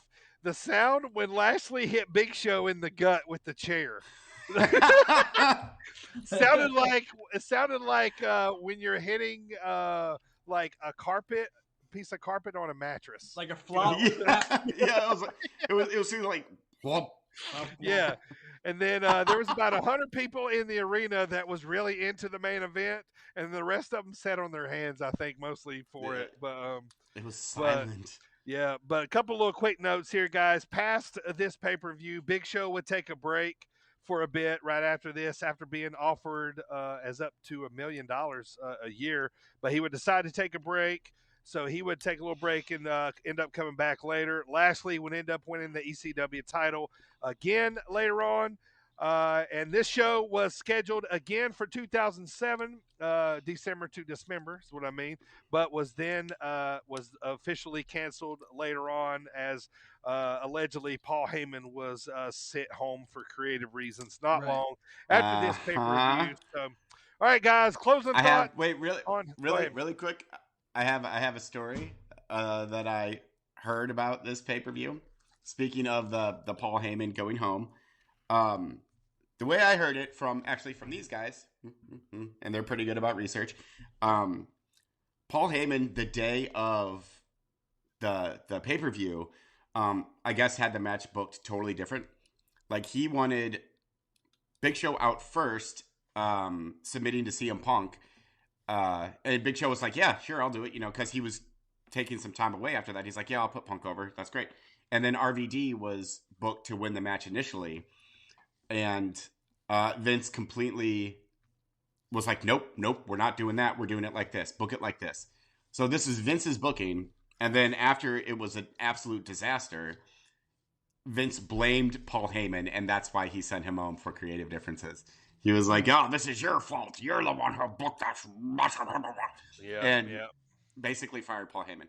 Yeah. So fuck you, Vince, is the and I read too that Hardcore Holly was Vince's idea too, because it was kind of his idea to get Sabu out, allegedly. So I just couldn't wrap my mind around the fact that they just kept going on and on and on about this elimination chamber. It's 16 tons of steel, and dude, it's been around for 4 years at this point. Right. Yeah. This is not the first elimination chamber. All right, so that's going to put the Christmas bow on 2006, December to Dismember. Guys, next week we're coming back at you with our final ECW pay-per-view of the month. This one is the last pay-per-view under the ECW original moniker, 2001, Guilty as Charged. Go watch that one before we talk about it next week, and so you'll know everything going on in that we're talking about. So, yeah, next week is the final ECW pay-per-view of December. ECW. All right, boys. Finally, time here. We talked about it for a while. We teased it. Primo dropped it a while back here. Primo, bring us in here for our big Christmas episode interview. We've already told him, man, but who we got here? Let me tell you. We will finally bring to you none other than Space Jesus herself, Billie Starkz. Enjoy.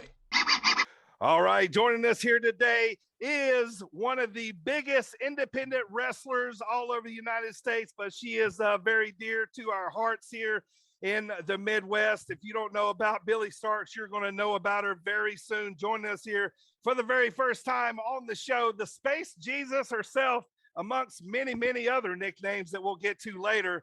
But thank you, Billie Starkz. Welcome to the Sit Down Marks podcast here for the first time. Welcome. Thank you guys so much for having me. Absolutely. Thanks for coming on. So, excuse me. Sorry, I'm a little out of it today. We'll this will be cut, but yeah. Thank you for coming on. You've had such a busy, well, year, not only month, but year.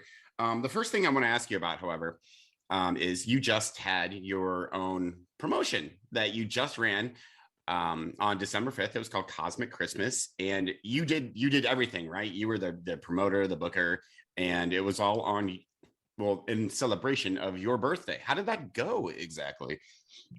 It went really, really well. I never want to do it again, though. I will never do it again. It's so stressful. So you didn't even get to like have fun with it? It was just stress all the time. I had fun the day of. Everything leading up to it was stressful because I was like, oh, I still need to get this person a ticket, because my friends would like PayPal me and be like, oh, just like remember to give me a ticket. And I was like, you act like I have a good memory. And then I had a lot of trouble.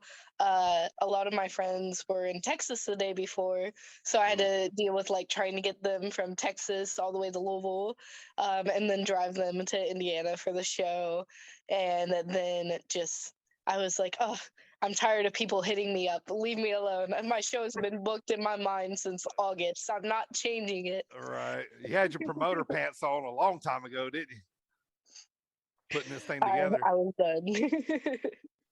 Did you get to take a nice break? Well, it's funny saying you get to take a nice break in the ring. You fought Effie that night, and you defeated Effie.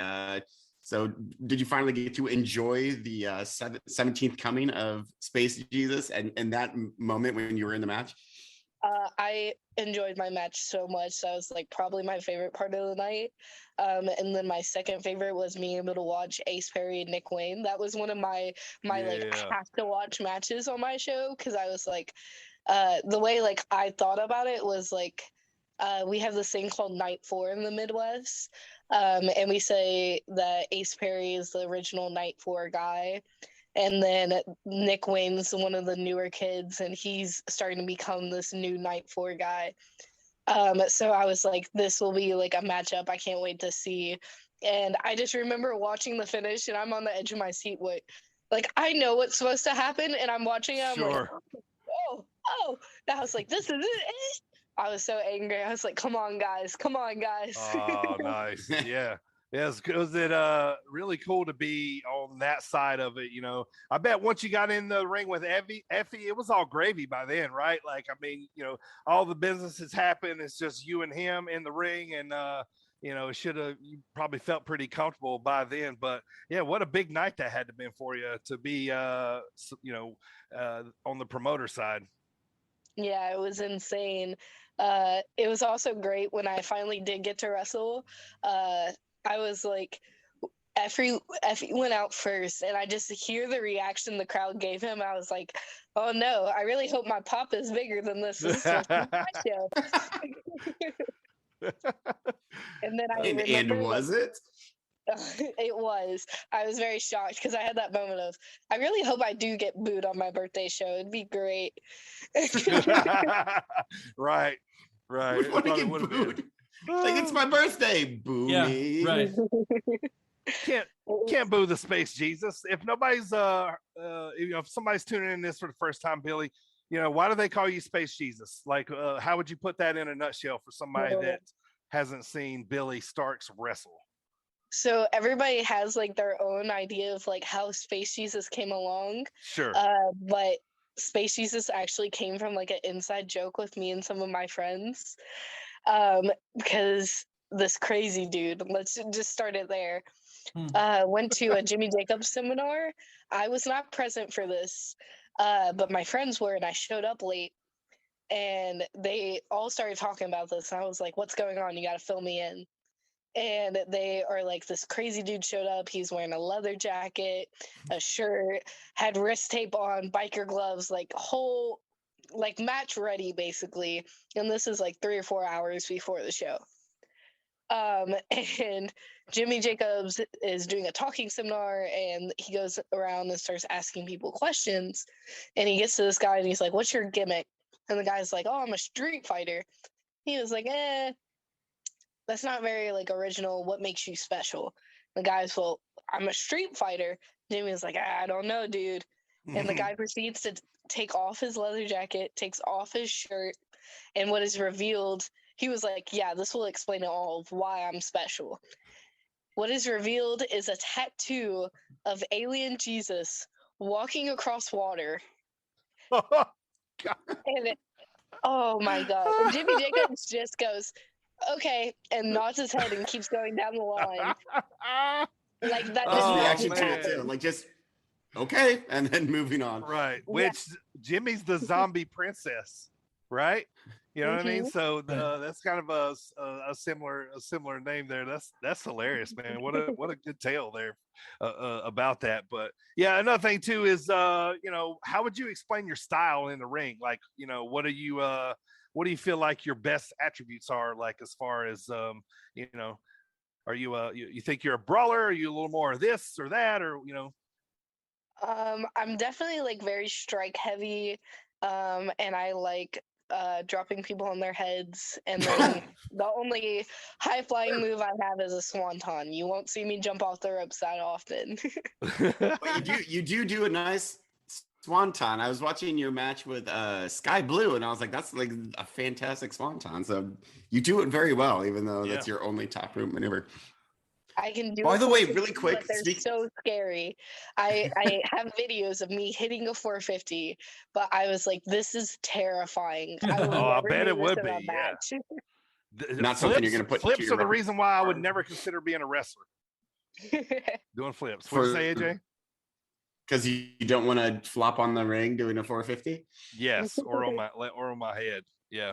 My like biggest fear is over rotating and just like scorpion myself. I'm like, I'd rather just land on my back. Yeah. I'll take that all day.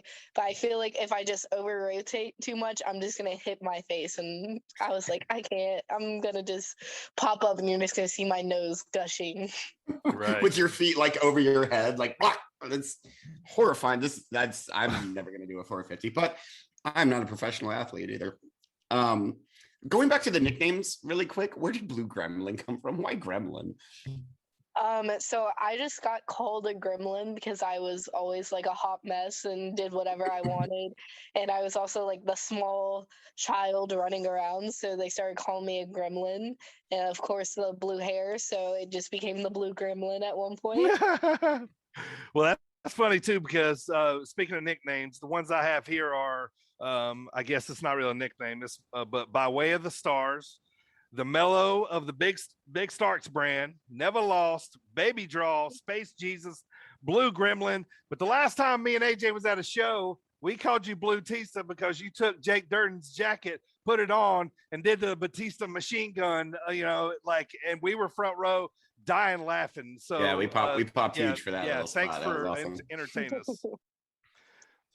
And I'm a big Jake Durden fan too, and he always like stand up and cheer him, and he always tells me to sit down, like, you know, but you know, it is what it is. But it's like every time you think you would learn after like the first 3 times, like he's just gonna make you sit down, baby. Like that's always every single time.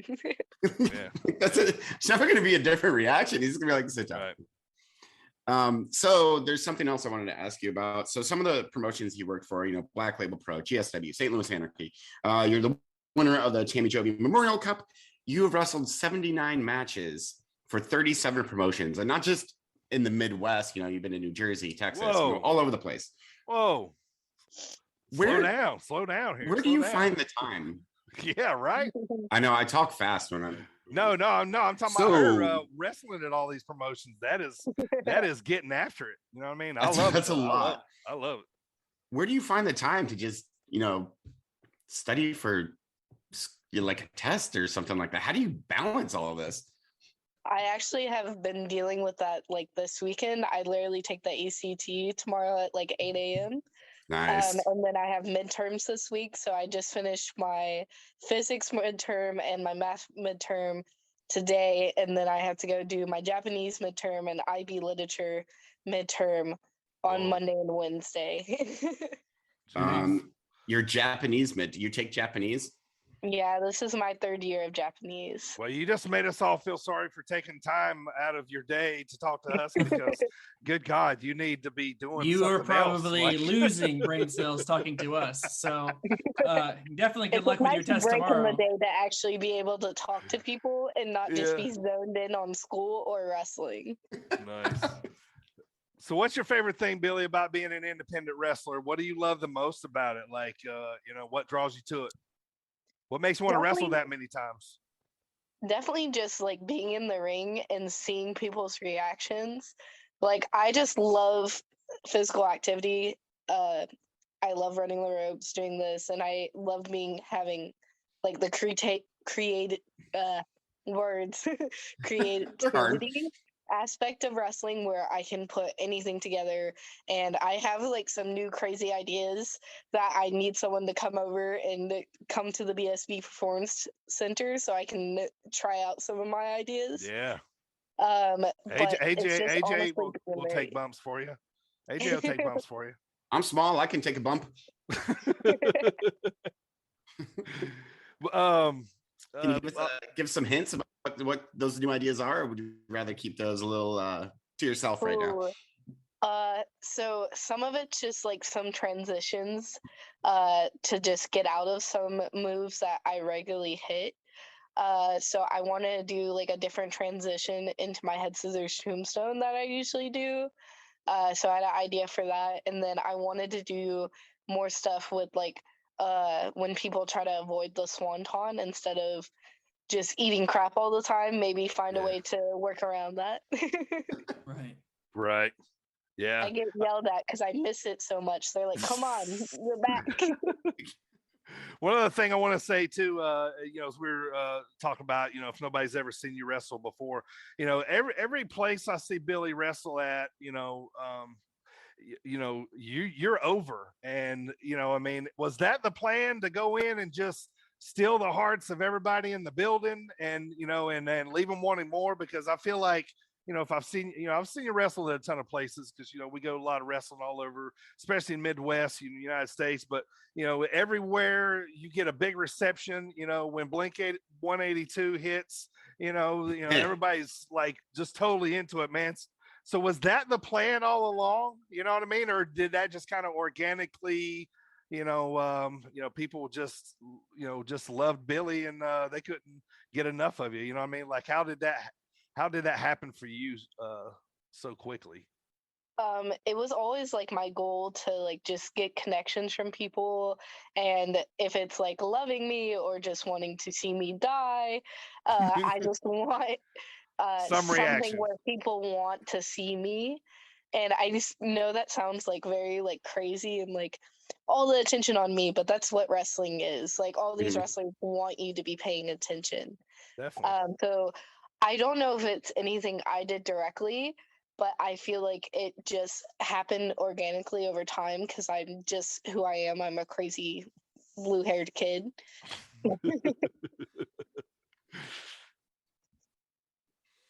How long has the blue hair been a thing? Like, because every time I've never seen you without the blue hair. Like, has it been since you started performing, or was it like, were you like, 10 years old and be like, I just want blue hair. That's what I want. It actually was like when I first started wrestling, I had purple hair, and I changed it like a few times. I had a few different hair colors, and then I finally was at a Mania weekend with Shotzi Blackheart. And I was talking to her. We stayed in the same hotel. Oh my God, my bunny just fell. I'm sorry. I just saw get up. the bunny Get up. You can do it.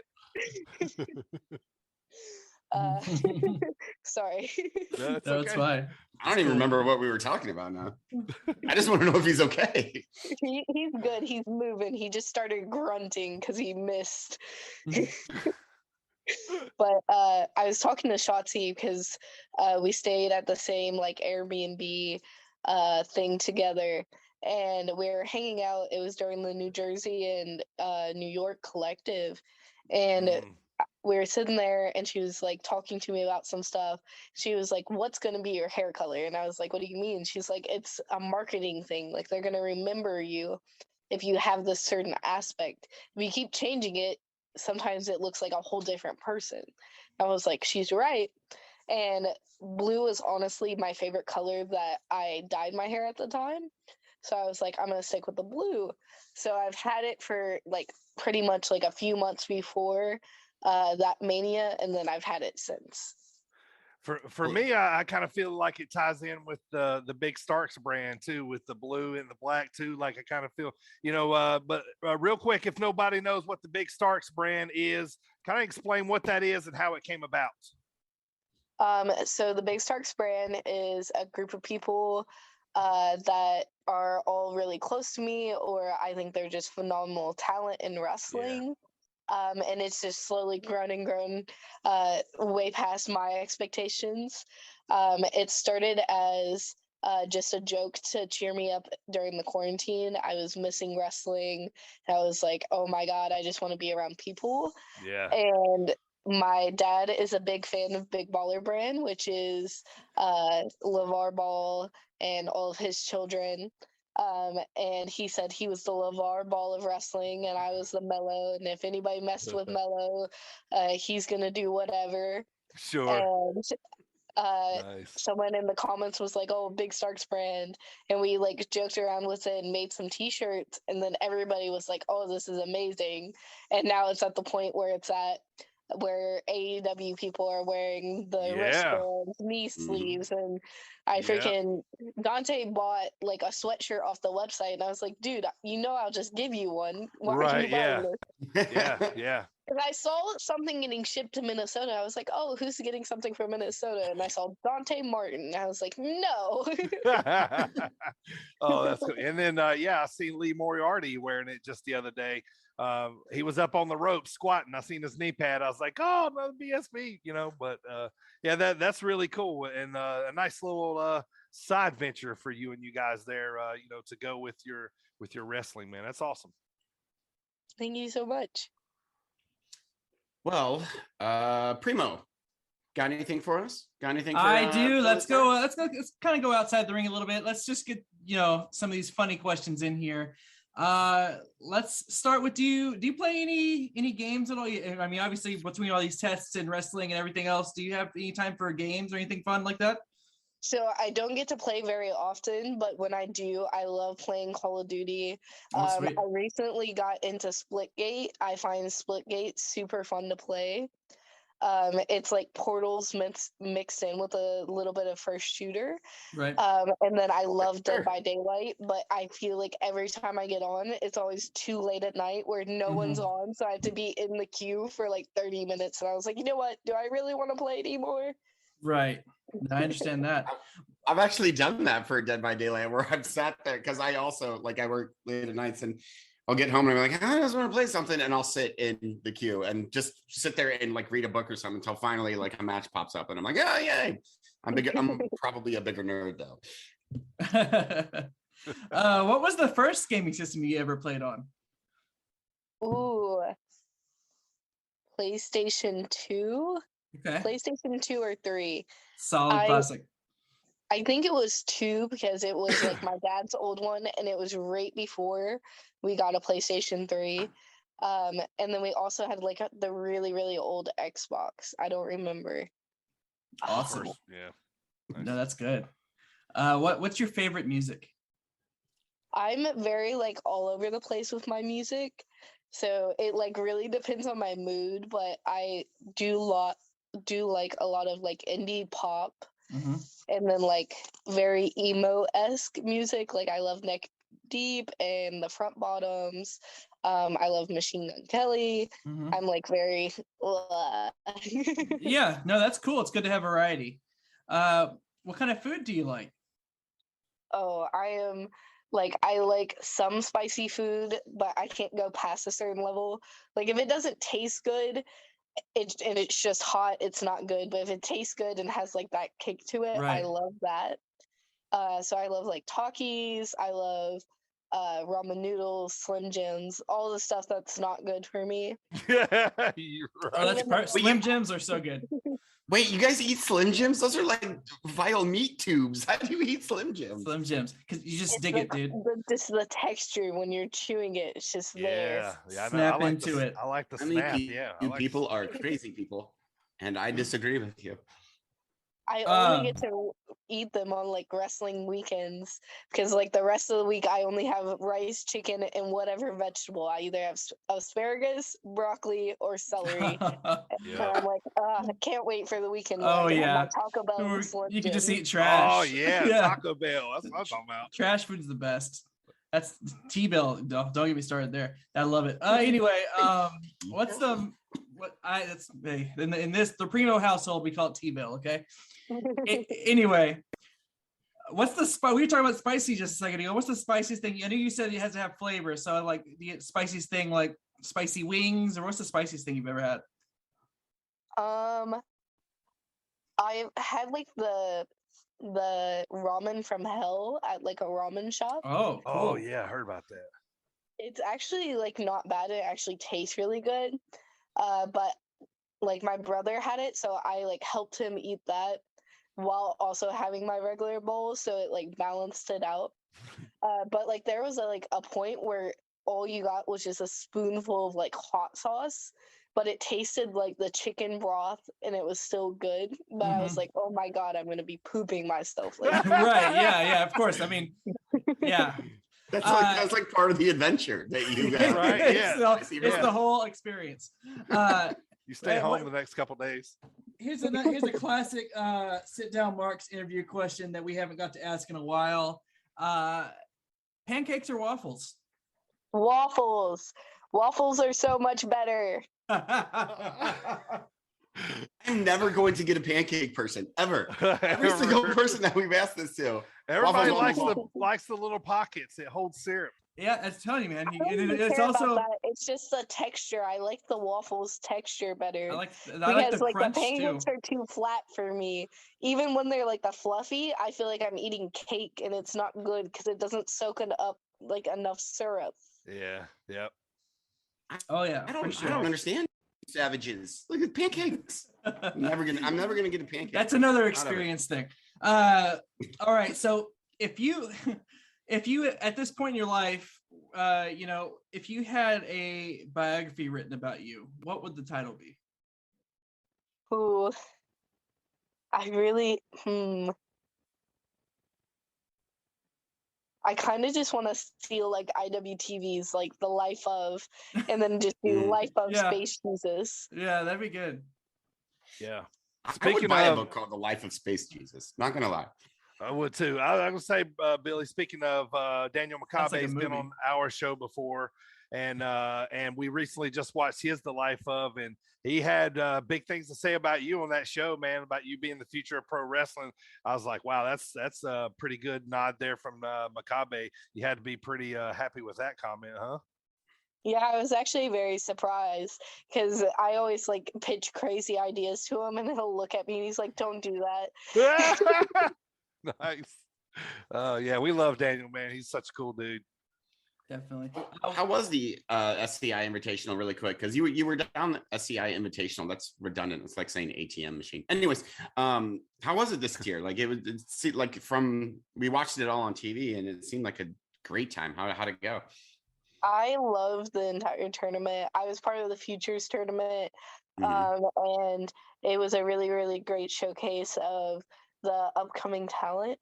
And I feel like you got so many different aspects of wrestling because it was also like whole different styles, and these people were like from all over.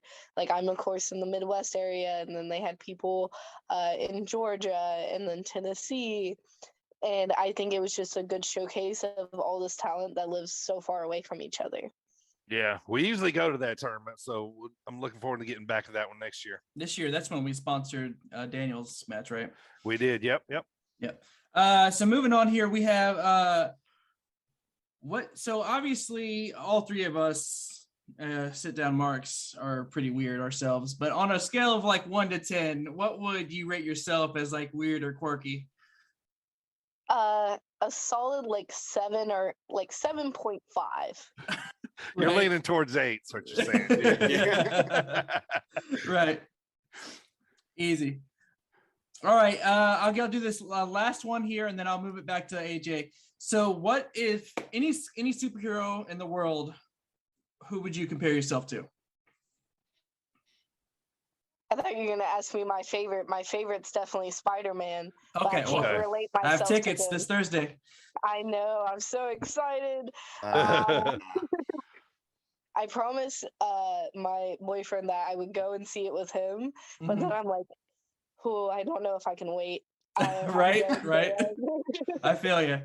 This one has so much hype, so yes, I'm looking forward to being it's gonna have Tobey Maguire It's in gonna it. be like the reveal of like all 3 of them together because there's so many like hints in the trailers where we're like, "Oh, it's gonna be here."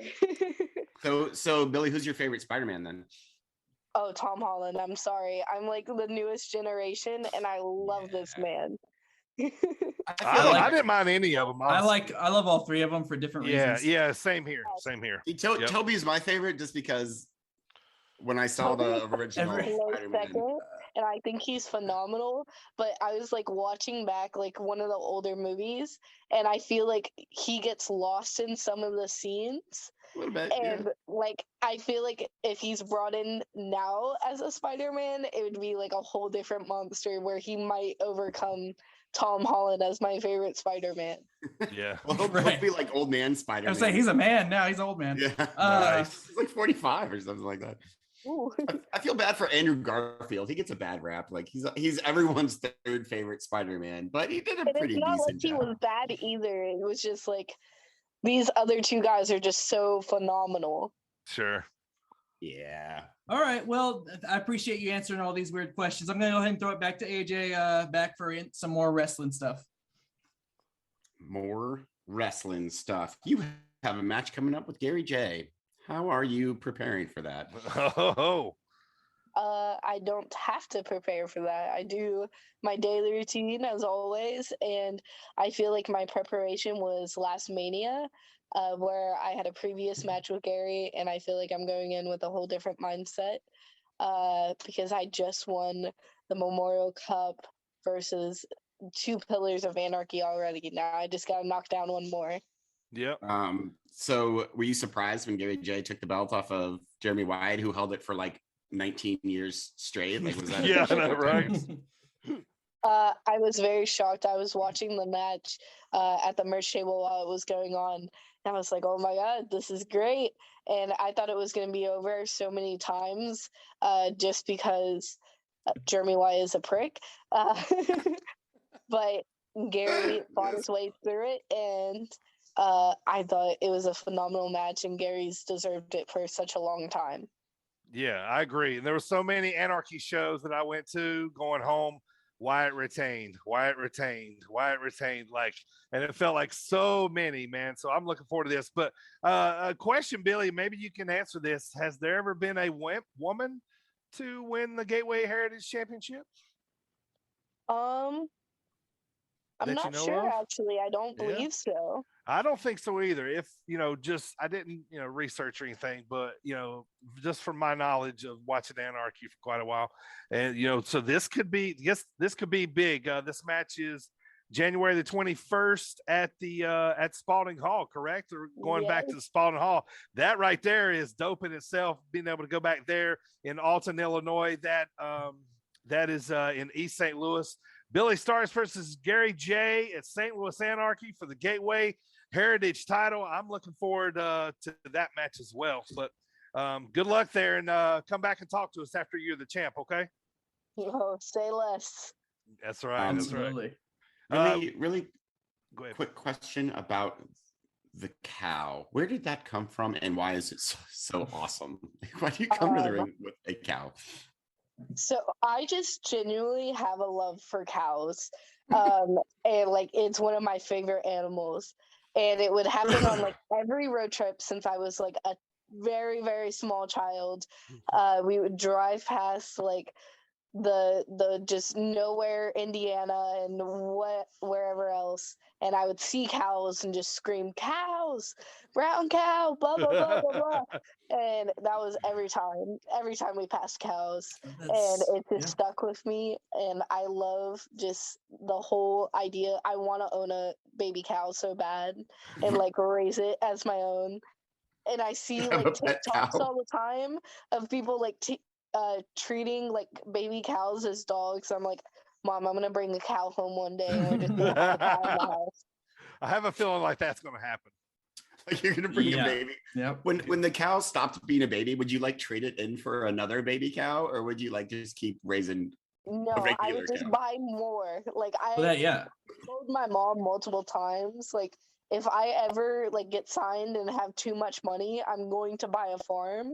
Right. And I was like, you can retire and just live on my farm. And she's like, no, that sounds like more work than my current job.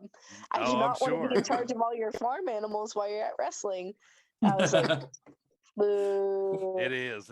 She just probably right now, she just wants you to keep all your animals on your socks. Right? What's with the animal socks too? That's kind of fun. I just love fun socks. Like right now I'm wearing boring socks, and it was because my outfit was too much today. I wore like this super colorful jumper thing, and I was like, oh, this will be fun. So I was like, I have to dumb down the socks today because the colorful jumper was enough. I felt like I was like in a Young Gravy music video. That's what I feel like my outfit looked like. Nice reference. Oh, that's funny. Billy, I got some questions here for you. I want to answer here to kind of so we can kind of get to know you a little more here. So, your idols, who made you want to wrestle? So when I was growing up, I watched a lot of NXT. So who I like really, really enjoyed watching growing up was Finn Balor and Bayley, and that just whole generation. That was really what connected me with wrestling. And then I started watching independent wrestling, and I got really, really into ROH. So I was seeing like Kevin Steen, who's now known as Kevin Owens. My guy. Yeah, it was just like a whole bunch of people. And then like, of course, I fell in love with tag team wrestling. I love tag team wrestling so much. And I remember like the Young Bucks and Kyle O'Reilly and Bobby Fish with Red Dragon. And I think tag team wrestling can be the most entertaining like matches. I went to AEW All Out, and I watched Pentagon Jr. and Ray Phoenix versus the Young Bucks, and it was like one of my favorite matches. I was like, I got to be a fan again and not a wrestler, because I got to like watch it and forget, like, I'm not watching this to study. I'm watching this to just be entertained. That was in the cage? Yeah. Yeah, that was in the cage. Oh my gosh, that was insane. It was so good. Oh, nice. So did you get a CM Punk t-shirt? Like the I was there shirt? I did not. When I went up to the t-shirt stand, they were like sold out of almost everything. Oh yeah. I got like I was at All Out t-shirt with like the AEW and the All Out on the back. Yeah. So you watch AEW? Do you watch WWE? Everything else that's on TV other than independent wrestling? I try to watch as much wrestling as possible, but most of the time I'm like down to like just a few matches. And I love AEW because I can kind of like skip to what I want. And then WWE, like most of the time when I try to use Peacock, it makes me so angry because I don't know when things change. And I'm like, you know what? Am I in the mood? No, I'll just watch the highlights. Yeah. Or if like some of my friends are wrestling, I'll watch their matches. Like I love watching MSK. I've really been proud with like the women's division in NXT right now with Cora Jade, and everything that they're doing. I think it's great. Nice. Give me 3 dream opponents right now. Anybody in wrestling? Who do you want to lock up with? Millie McKenzie, number 1. Okay. 2, Matt DeMorris. Even though this man is retired, I'm going to make him come out of retirement to wrestle me. Oh, yeah. Call him out. And then 3, I really want to wrestle Hook. He just made his debut, and I was watching the video that like a fan posted on YouTube, and I was like, this man's fire. I need to get in the ring with him. Yeah, well, they're by this time they have sent him by the time we heard this, but they're sending him out there, so we're gonna see a lot more of him here soon. What other promotions do you want to wrestle at that you haven't gotten to yet? Are there any that you haven't wrestled for? Right, yeah. I have not got to wrestle for Beyond yet. I would love to be part of Beyond. Sure. And then also Defy. Defy is on the West Coast. Yes. And their Seattle. shows are insane. They are And dope. I I've been there one. personally. Yeah, me too. Yeah, they're so good. They're so good. It was so entertaining. I got to like watch a few matches on the card because we came later on, and it was the night where they surprised the crowd with Moxley, and it was just insane to just see that wasn't the too long reaction. ago. Oh, that is great. That is great. So, what are the ultimate goals for Billy? You want to be the greatest wrestler of all time, or or you just want to, just continue doing what you're doing? Because I mean, obviously you're fantastic at it. So what does Billy want to do, at the end? You got to get that cow farm, so you got to make some money. You know what I mean? So my goal in wrestling is honestly just be the best performer that I can possibly be. And I just hope to still have fun with it. I never want to like lose my passion for wrestling. If wrestling ever becomes not fun, which I don't ever see it happening, I just want to keep it at like where I'm not losing my mind, but I'm also having a great time doing something I love. Oh yeah, of course. Do you look forward to being heel one day? Oh yes. You know it, right? You guys only know what's in store for you. Nice. I love that you're excited about it already too. So that means you've been thinking about it. My thing is like when I would do training matches, I've became like one of the older kids, so I have to like be the heel versus a lot of the younger kids. And my trainer's like, this is so much better. Why did we make you a baby face? People would hate you. And I was like, oh my God. That's all right. Build them up and they're going to hate you even more later on down the road. So one of the last things I got here for you, I'll kick you back to AJ for a minute. Do you like wrestling better indoors or outdoors? I honestly love it more indoors because every time I wrestle outside, it's either burning hot, freezing cold, or I get eaten alive by mosquitoes because I don't go outside very often. Yeah, I don't blame you there. And then one other quick question here, and for me, I meant to tell you. So, why Blink 182? Why that song? Why why does Billy like to come out to that? I honestly used to come out to different theme music when I first started, and I was like, this isn't me. And I was looking for something that I actually like listening to, and I was like just going through it, and I was like, something that also works with my gimmick, and Blink 182 Aliens Exist popped up, and I was like, yeah, this is me, this fits with what I'm doing, this is what I want to come out to. So it kind of just like was, let me research different songs and see what I actually like. Yeah, I like it. I watched you just a little bit ago. You were waiting by the curtain at Freelance to come out, and I guess sometimes I've heard that song so much I kind of forgot. I was like, oh yeah, the Blink song. I got to ask her about that. So really quick before we start completely botching this, well, not you, before Primo and I start completely botching Cage Match. You were talking about, I just want to know really quick, who's your favorite band of all time? Ooh. It's so hard to pick one, ain't it? I know, like I have like my top tier list, but I don't know if I could put them in any order. I'm going to give it to Weezer because that's just what I grew up on, and that was like my mom's favorite band growing up. So that's always been like that was my first ever concerts, and it will always have like a special place in my heart. Interesting. That's a good answer. I like Weezer too. Okay, so with that being said, that was a terrible transition. There's no transition. Speaking of Weezer, we're gonna play cage match now. And of course, DB shoot is going to send us some wrestlers, and we are going to. I'm awesome at kayfabe. Are going to give you some clues, see if you can guess them. And like I said, we did this the other day, and we were really bad at it. So hopefully, we don't mess it up, and you're better at it than we are because we are not good. No. Basically, what we got here is 10 wrestlers. I'm gonna send to each one of these guys. AJ is going against Primo. Whoever can get Billy to guess these 10 wrestlers the quickest will win today's game. But the only thing about it is they can only use one word at a time to make Billy guess who that wrestler is. So it's a lot of newer wrestlers mixed in with a few guys from back in the old days. So AJ, Primo, which one of you guys want to go first here? Go ahead, AJ.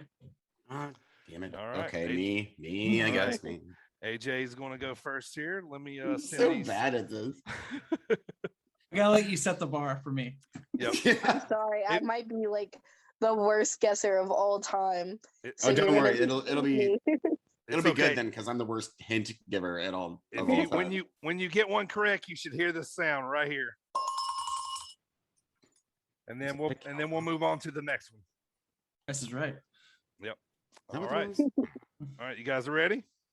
Yes. All right, AJ, here we go. I'm gonna send them over to you. There is your wrestlers, and whenever you're ready, Billy, you ready? I'm You ready. Billy? All right, here we go, and go. 619. Stone Cold. Oh, I'm tired. Rey Mysterio. There we go. There we go. Next. Scarf. Garf? What? Say it again louder. Scarf. Scarf. MJF. Correct.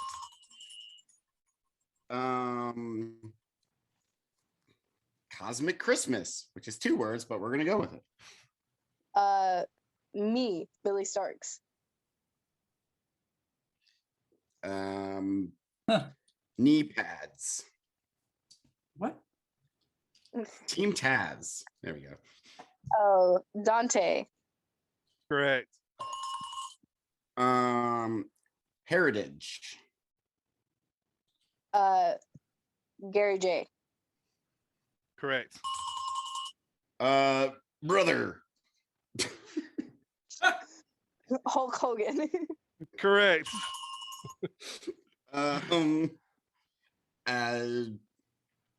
Glamazon. Megan. Edge.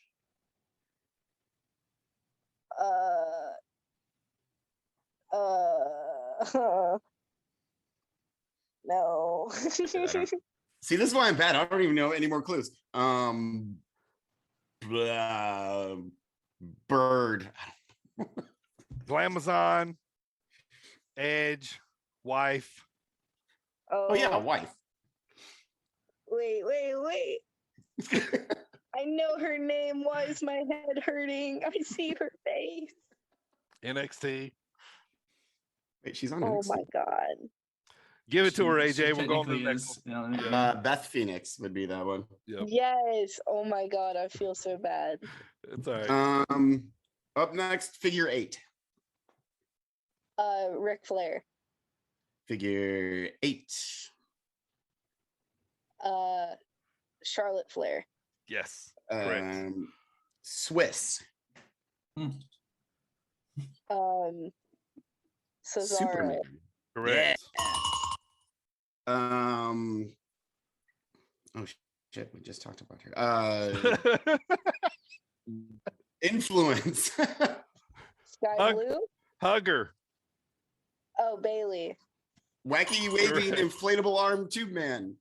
All right, last And then one. the last one is smell. what? Cooking. Oh. Who'd you say?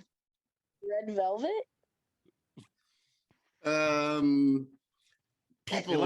Electrifying. Eyebrow. Movie star. Oh, Jumanji. Rock, yes, Rock. my guesses Rumble. were smelling and cooking. and Yeah. I agree. You know what? Yeah, This that was a horrible delivery. But it's smelly. Don't feel bad. I'm about to tank real bad. All right. There's no way you can. Do I worse wouldn't than have known to give hints for half of those wrestlers. All right. 3.5 minutes is the time you got to beat here, Primo. Oh my God, that was atrocious, All Billy. right. I'm so sorry. All right. 3.5 minutes. All right. Here we go, Primo. All right, you sending?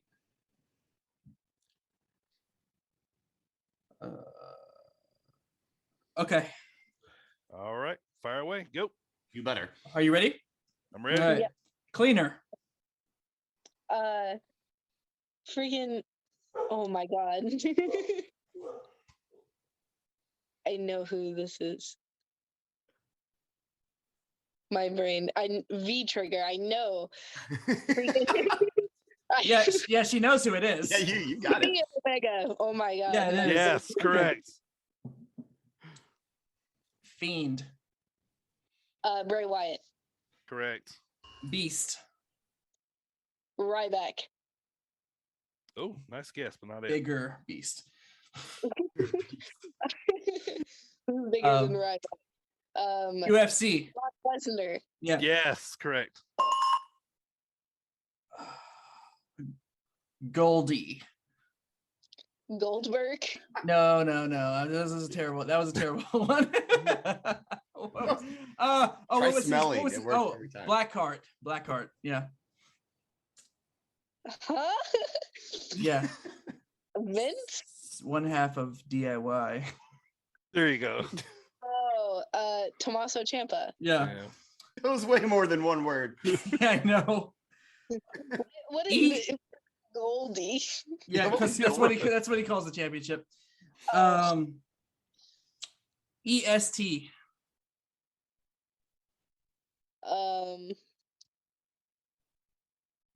No idea.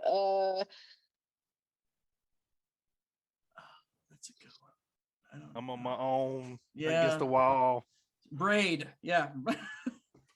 Braid. Long braid. Super long braid. Rhymes with Sri Lanka. I was just thinking Davey Vega when you say braid in my head. Oh yeah, no, it ain't Davey. No, Davey. No, we'll give it to her and let go. Let's go. It's okay. Next up we Bianca. have It's Bianca Belair. Bianca Belair. Oh, okay. That's okay. Next wrestler. Hint. Snoop Dogg. Okay. Come out to Snoop Dogg. No. Boss. Actually, kind of. Boss. Yep. Oh, Sasha Banks. Mm-hmm. I wish she would come out to Snoop Dogg. That'd be awesome.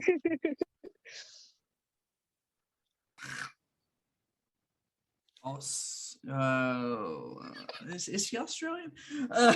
Maybe. Oh my God. Brutality. Charlie Evans. Brutality. Brutality. Tony Storm. Ooh, so close. Very close. Not many hints for that one. No, I couldn't think of any. Yeah. All black leather. Yeah. Oh, she stomps her boot down. Yes. Yes. Rhea Ripley. Yes. Yeah. Yeah. There you go. All right. My God. Strong style. Is that one word too? This would be this one. I think it's hyphenated. Yeah. Hyphenates count. I know her. I know who it is. I just don't remember names. I suck. Rick Boogs. Yeah. Who's with Rick Boobs? Yeah. Violin. New Japan. It was New Japan, yeah. Yeah. Oh, Nakamura? Yes. There you go. Shinsuke Nakamura. Very good. Yep. 2 belts. Next one. That's the hint. 2 belts.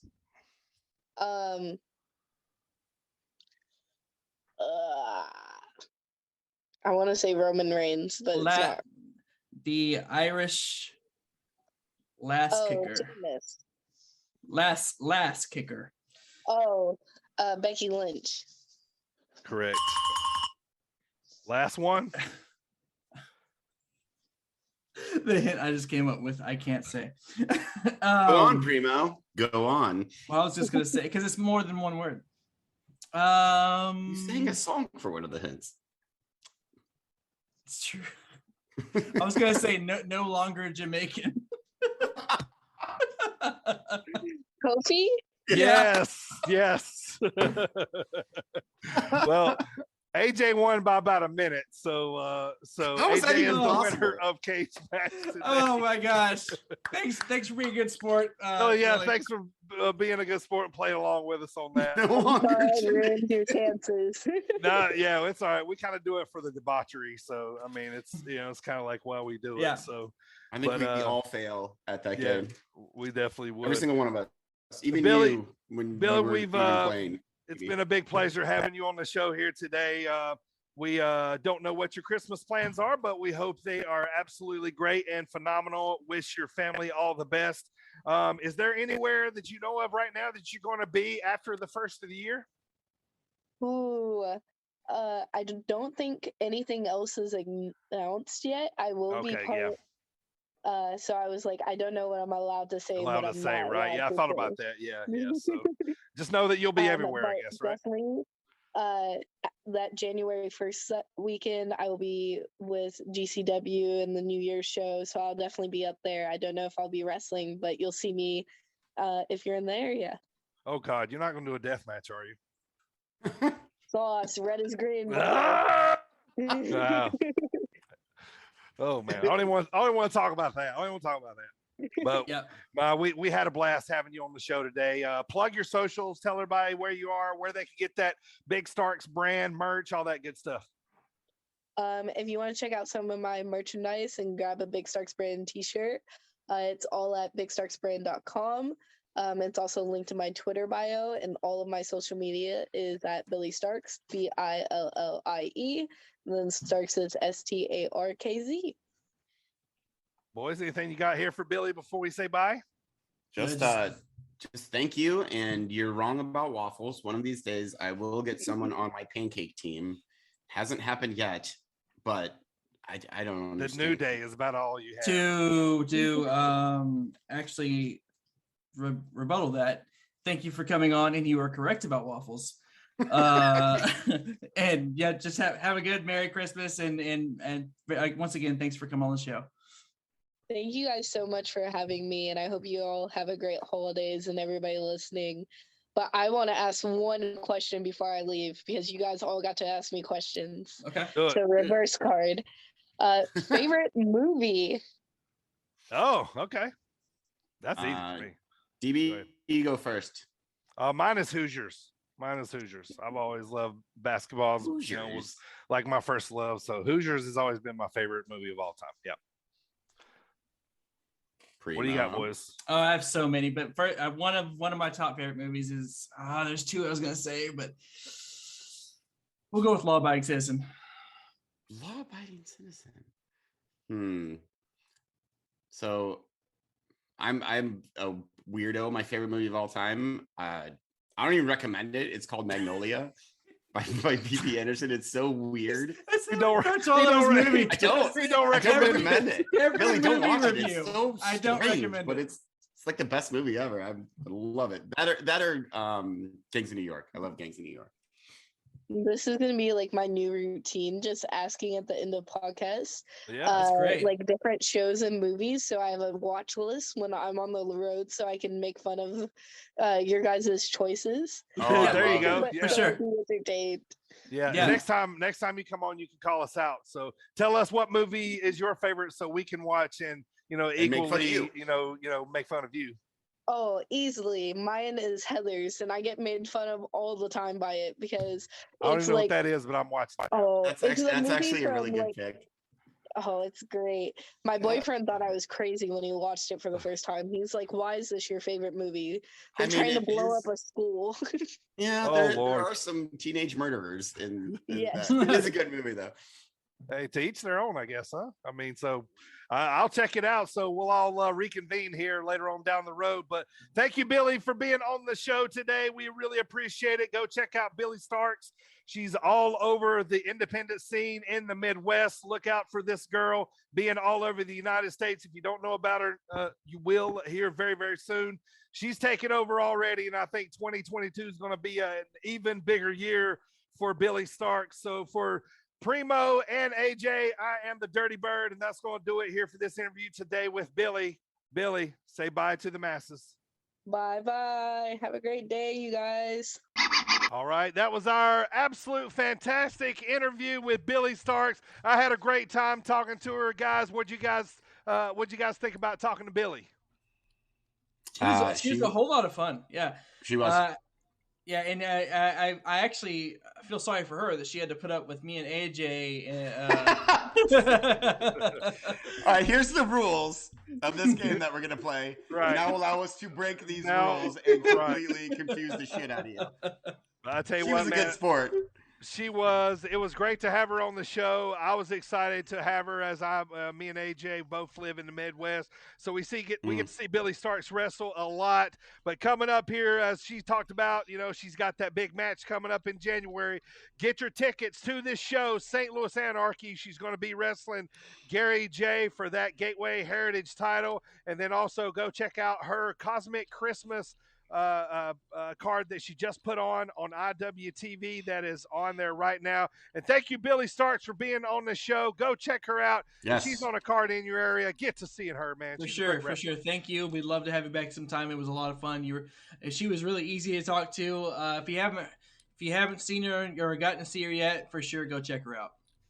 Yep. Absolutely. I agree with those statements. I second that motion. Yes, indeed. All right. She was awesome. She was. Thank you so much for coming on, Billy. I didn't get a run out of that guy. All right. Next up, boys, it's time to play a little squared circle questions. You guys ready?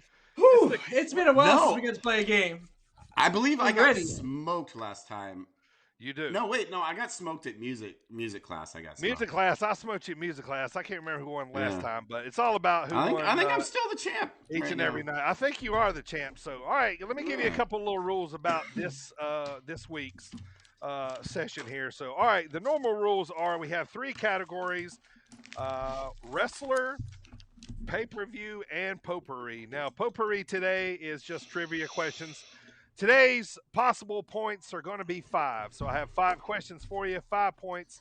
All the answers are affiliated with Christmas somehow, some way, or the questions are affiliated with Christmas somehow, some way.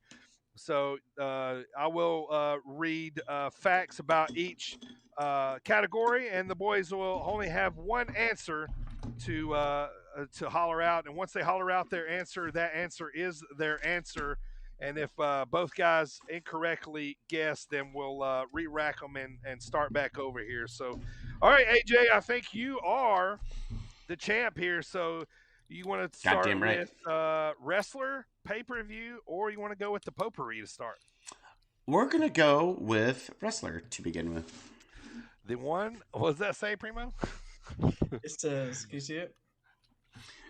The one true champion. The one true champion. All right, boys. Right now, you're looking at a double champ, Primo. Okay. Both all right, IC boys. and world champ.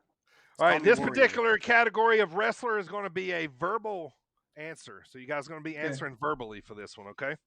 All right, so you make me want to shout. Pay attention, guys. This one you could get really quickly here, so let's pay attention, all right? Now, I want real name here, okay? Real name.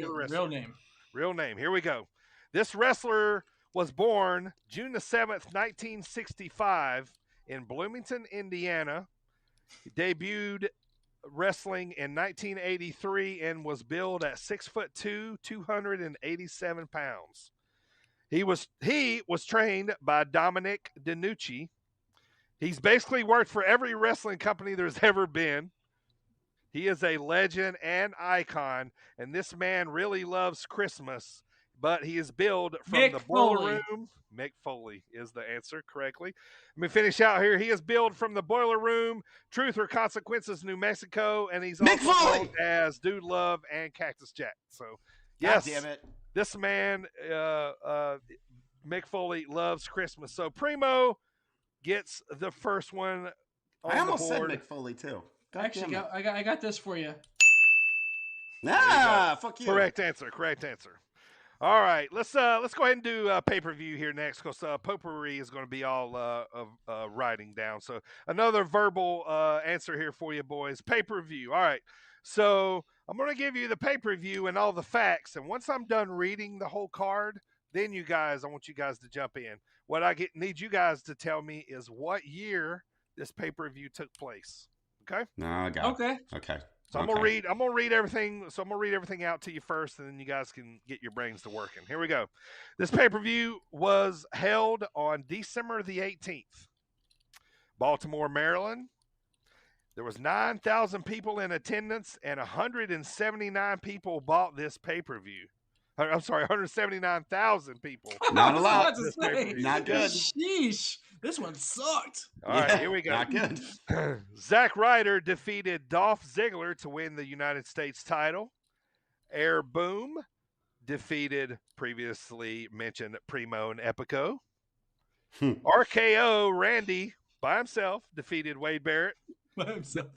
Beth Phoenix defeated previously mentioned Kelly Kelly. Triple H defeated the big sexy Kevin Nash. Sheamus defeated Jack Swagger. Holy shit, this card was big. Big Show defeated Mark Henry to win the World Championship title. Daniel Bryan cashed 2012. That's wrong. Daniel Bryan cashed in on Big Show to win the World Heavyweight title. Cody retained the Intercontinental title against Booker. And then CM Punk retained the WWE title versus Alberto Del Rio. What year you got? 2013. All right, you both get another shot. You're both incorrect. 2014. What'd you say, Primo? 2011. Correct. 2011 is correct. 2014, Punk was already gone. 2011 TLC pay-per-view in Baltimore, Maryland. No! Wait a minute, not yet. Not yet. Yeah, remember, we we got got more. 5 possible points today. Oh, you got to damn. get one You more. need One more to to get lock one more, it you in. turd. I One hate more you, lock it AJ. in. We're gonna play it. We're gonna play all 3 of these though, so y'all know where we so y'all can get all the questions here. So Or all right, so I can boys. get 3 of them right and come You back. get 3 of them right, come back and win. All right, guys, you got to write this one. You got to write this one down. Okay. All right, you ready? In 2013 on Monday Night Raw, 2 Santas went head-to-head in a match. Who were the 2 wrestlers dressed as Santa Claus? What year? 2013. 2 Santa Clauses went head-to-head on Raw. Who were the 2 wrestlers dressed as Santa? I'll give you 10 seconds.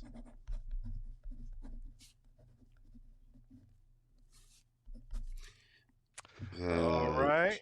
Got about 3 seconds left. You got to get both of them right to get the points. How about Primo none of them reveal. right? Primo reveal. What do you got? Who you got? Can you see that? Nah, just No. read it off. It's I put we can't see it, but I put oh, there it is.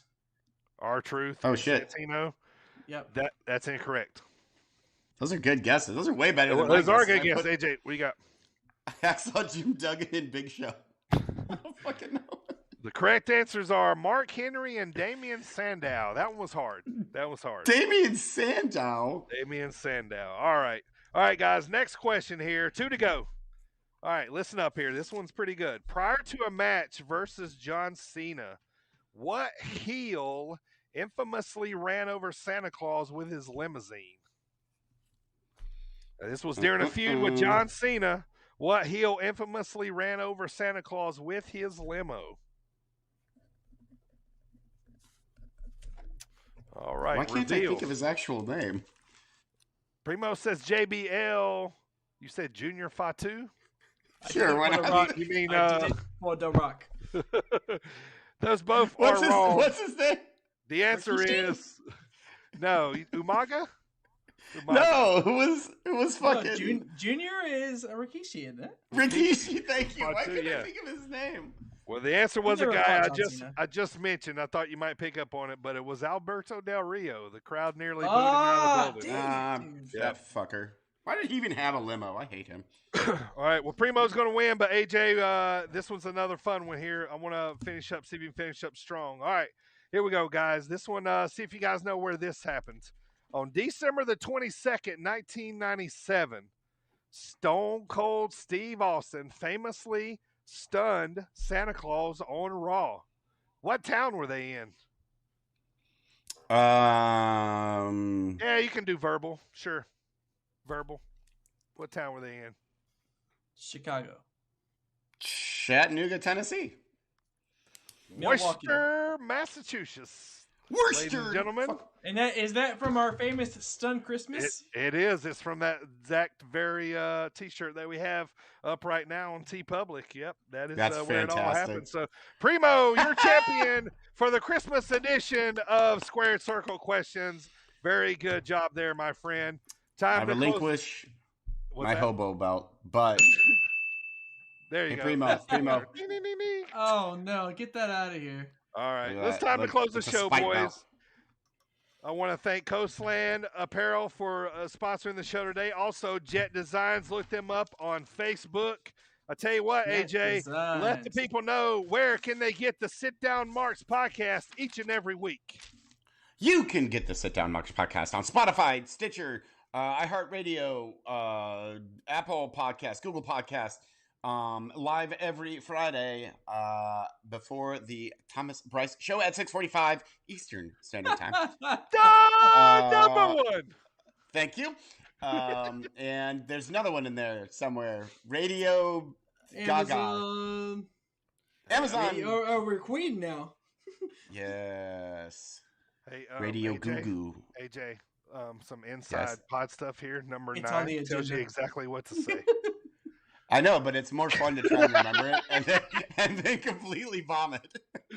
All right, it's actually right here on my screen. Let's get to the MMA weekend picks here, guys. All right, All right, AJ. Coming into this week, you were 22-22 overall, a 500 record. You had 6 fights to choose from this past weekend. I did. You went 2-4. Oh, fuck you. 2-4. So you're going to go into Christmas with a 24-26 record. No picks this weekend because no MMA picks. No MMA on holidays. So, all right. So we'll pick that back up next week. Wait, how did Primo's lock of the week? We are. I'm getting to that. All right. So next up is Primo's impatient. MMA lock of the week. Primo, you were 3-2 coming into this week. You picked the Black Beast himself, Derek Lewis. And he got the W, so that brings you to 4-2. So Primo helping out the gamblers out there. No fights to pick from this weekend. That's right. It's a good record. His ball's hot. Primo, what's going on next week on the pod, my brother? Let me tell you, next week we are back with our tag team draft. Now that Primo has a name for his promotion, we can officially get this thing rolling. Our final ECW review of 2001, Guilty as Charged, and Promo School returns with none other than the Rat King. Yes. If you don't know about the Rat King, make sure you tune in next week. I'm going to introduce you to the Rat Fantastic. King. It is awesome. This promo is like, if I'm having a bad day, I put this thing on, man. It makes me laugh every time. Couple notes here, guys. AJ, Primo, what are you loving the most about wrestling right now, AJ? Bryan Danielson. Hands down, Bryan Danielson. Primo? Honestly, what I'm loving about wrestling right now, and it's a little different, but since starting this podcast 43 episodes ago, I have learned a tremendous amount about independent wrestling. Sure. Yes, And this is true. I'm learning all about Midwest indie wrestling, and I actually am enjoying it. I know You're gonna make me cry. You're gonna make me cry. all these I'm names that gonna I tear had up. no idea about before. So it's Right. good. Yeah, good stuff, man. I'm glad that we're getting more people like yourself out there, to learn who these independent wrestlers are, man. Because I will say this till the day I die, man. Independent wrestling is always going to be the future of wrestling. That's where it begins, man. So that's just the way it is. That's where it's homegrown. That's the way I feel about it. What I'm excited about, what I'm loving about wrestling right now, it's MJF Punk at this very moment. But if we turn on Dynamite tonight, and by the time we listen to this podcast, if the Briscoes show up, then it's the Briscoes and FTR. It's the Briscoes. Dude. Yes, absolutely, man. That's where I'm going to be at. So that's what I'm saying. Who's you guys' favorite champion in all of wrestling right now, man? Who's your favorite guy with the belt? I got to stick with Roman. He just feels like a mob boss, Yeah, I agree. I like it. Who did I pick last time? Last time we did this, I think I went with. It's been a while, man. It's been a while. Yeah, I think I went with Omega last time, but I'm going to switch back to Roman as well because he's the only thing watchable on WWE right now. So I'm going back to him. Yeah, it's hard to pick against Roman just because he's just the most dominant, attractive champion right now. You know what I mean? So, that's definitely good. I'm going to throw a little bit of a curveball here, man. I've kind of been some late nights laying in bed, some sleepless mornings getting up early. I've been watching a lot of Jay White, man, like what he's kind of doing over nice. over in New Japan. And, I want him in the American market so bad. You know what I mean?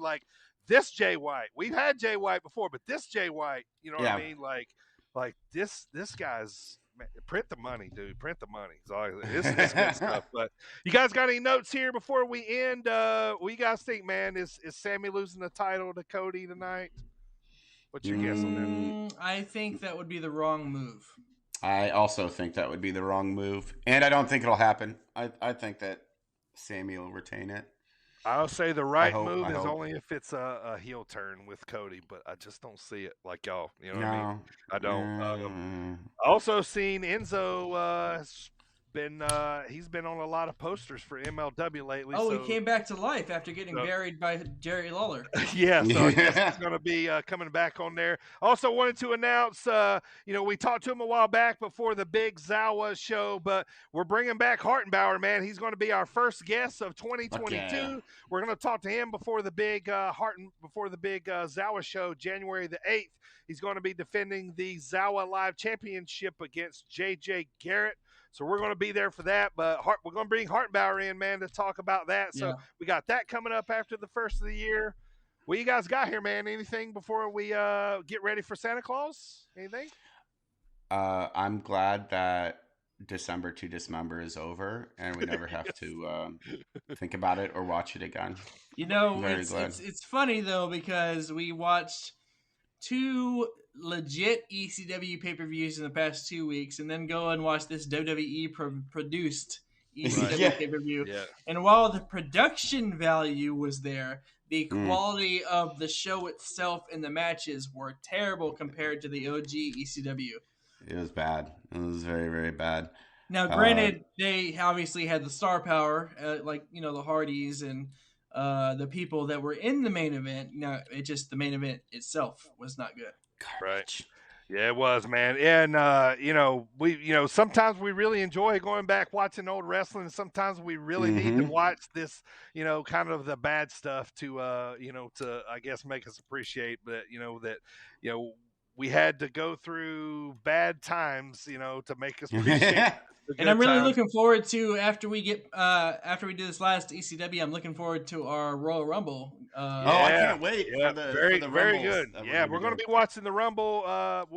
Rumble matches, not the whole pay-per-views. We're just going to be breaking down the actual Rumble matches. We got 1992 lined up, 2001, 2002, and 2010. is the list we kind of put together for the month of January. So yeah, that's Primo brought up. That's going to be super fun to cover. So, but yeah, as we close the show here, I wanted to say thank you to everybody listening to us. We had a great first year. I know this is not our end of the year podcast, but we had a great first year. We hope to have a even better second year. And thanks to you guys downloading our podcast, we were able to have a very successful first year. I mean, we have gone way beyond our expectations. You know, we work for a wrestling company now where we sponsor wrestling companies. We've talked to some really great wrestlers and learned so much about the scene. And we just talked to wrestlers. We talked to promoters. We talked to like, dude, it's awesome. For we started this back in March, and I definitely didn't see it being this where we are already, for sure. Right. Yeah. I wasn't even on the show in March. It's been very successful. I was not a Sit Down Marks original. I interloped. You were on in April. I was. I was a guest on April. That's right. And then we had to make you stay. He's okay. He can come back. We like you enough. He's all right. That's right. But yeah, just want to thank everybody absolutely for downloading the podcast. We appreciate it. Once again, like I said, we've had a great first year, and just want to thank all you guys for downloading the podcast. Tell a friend. We hope 2022 ends up being an even bigger and better year for us. But I personally here for Primo and AJ wanted to give a special shout out to a guy that works really hard for us behind the scenes. He's done a lot to get our name out there for us, and we want to give a big happy holidays and Merry Christmas to the number one man over at the SportzWire family. That's Merry Christmas, happy holidays, Thomas Bryce. We love you, brother, for everything that you do. Thank you so much for helping to get our podcast out there. And absolutely, man, we appreciate it. We really do. Been a staunch supporter. For sure, for sure. He's one of our biggest champions, and we really like that. Ever since we got on with SportzWire, it's been a good time. Yep, we've got some big things planned for 2022, like I said. But in the words of Kevin Durant, I'm gonna say this about Thomas Bryce on the way out, my man. You the real MVP, brother. AJ, it's Christmas, man. It's time to go drink the Christmas spirits and open up the presents and have our fun little Christmas vices here. It's time to put down some alcohol, but the only way we can do that, man, is if you take us home first. So AJ, my man, Merry Christmas, boys. I love y'all. I enjoyed doing this pod, man. Absolutely. Thank y'all. I've had a great year, man. AJ, take us home, brother. Grab them cakes, grab them cakes, grab them cakes.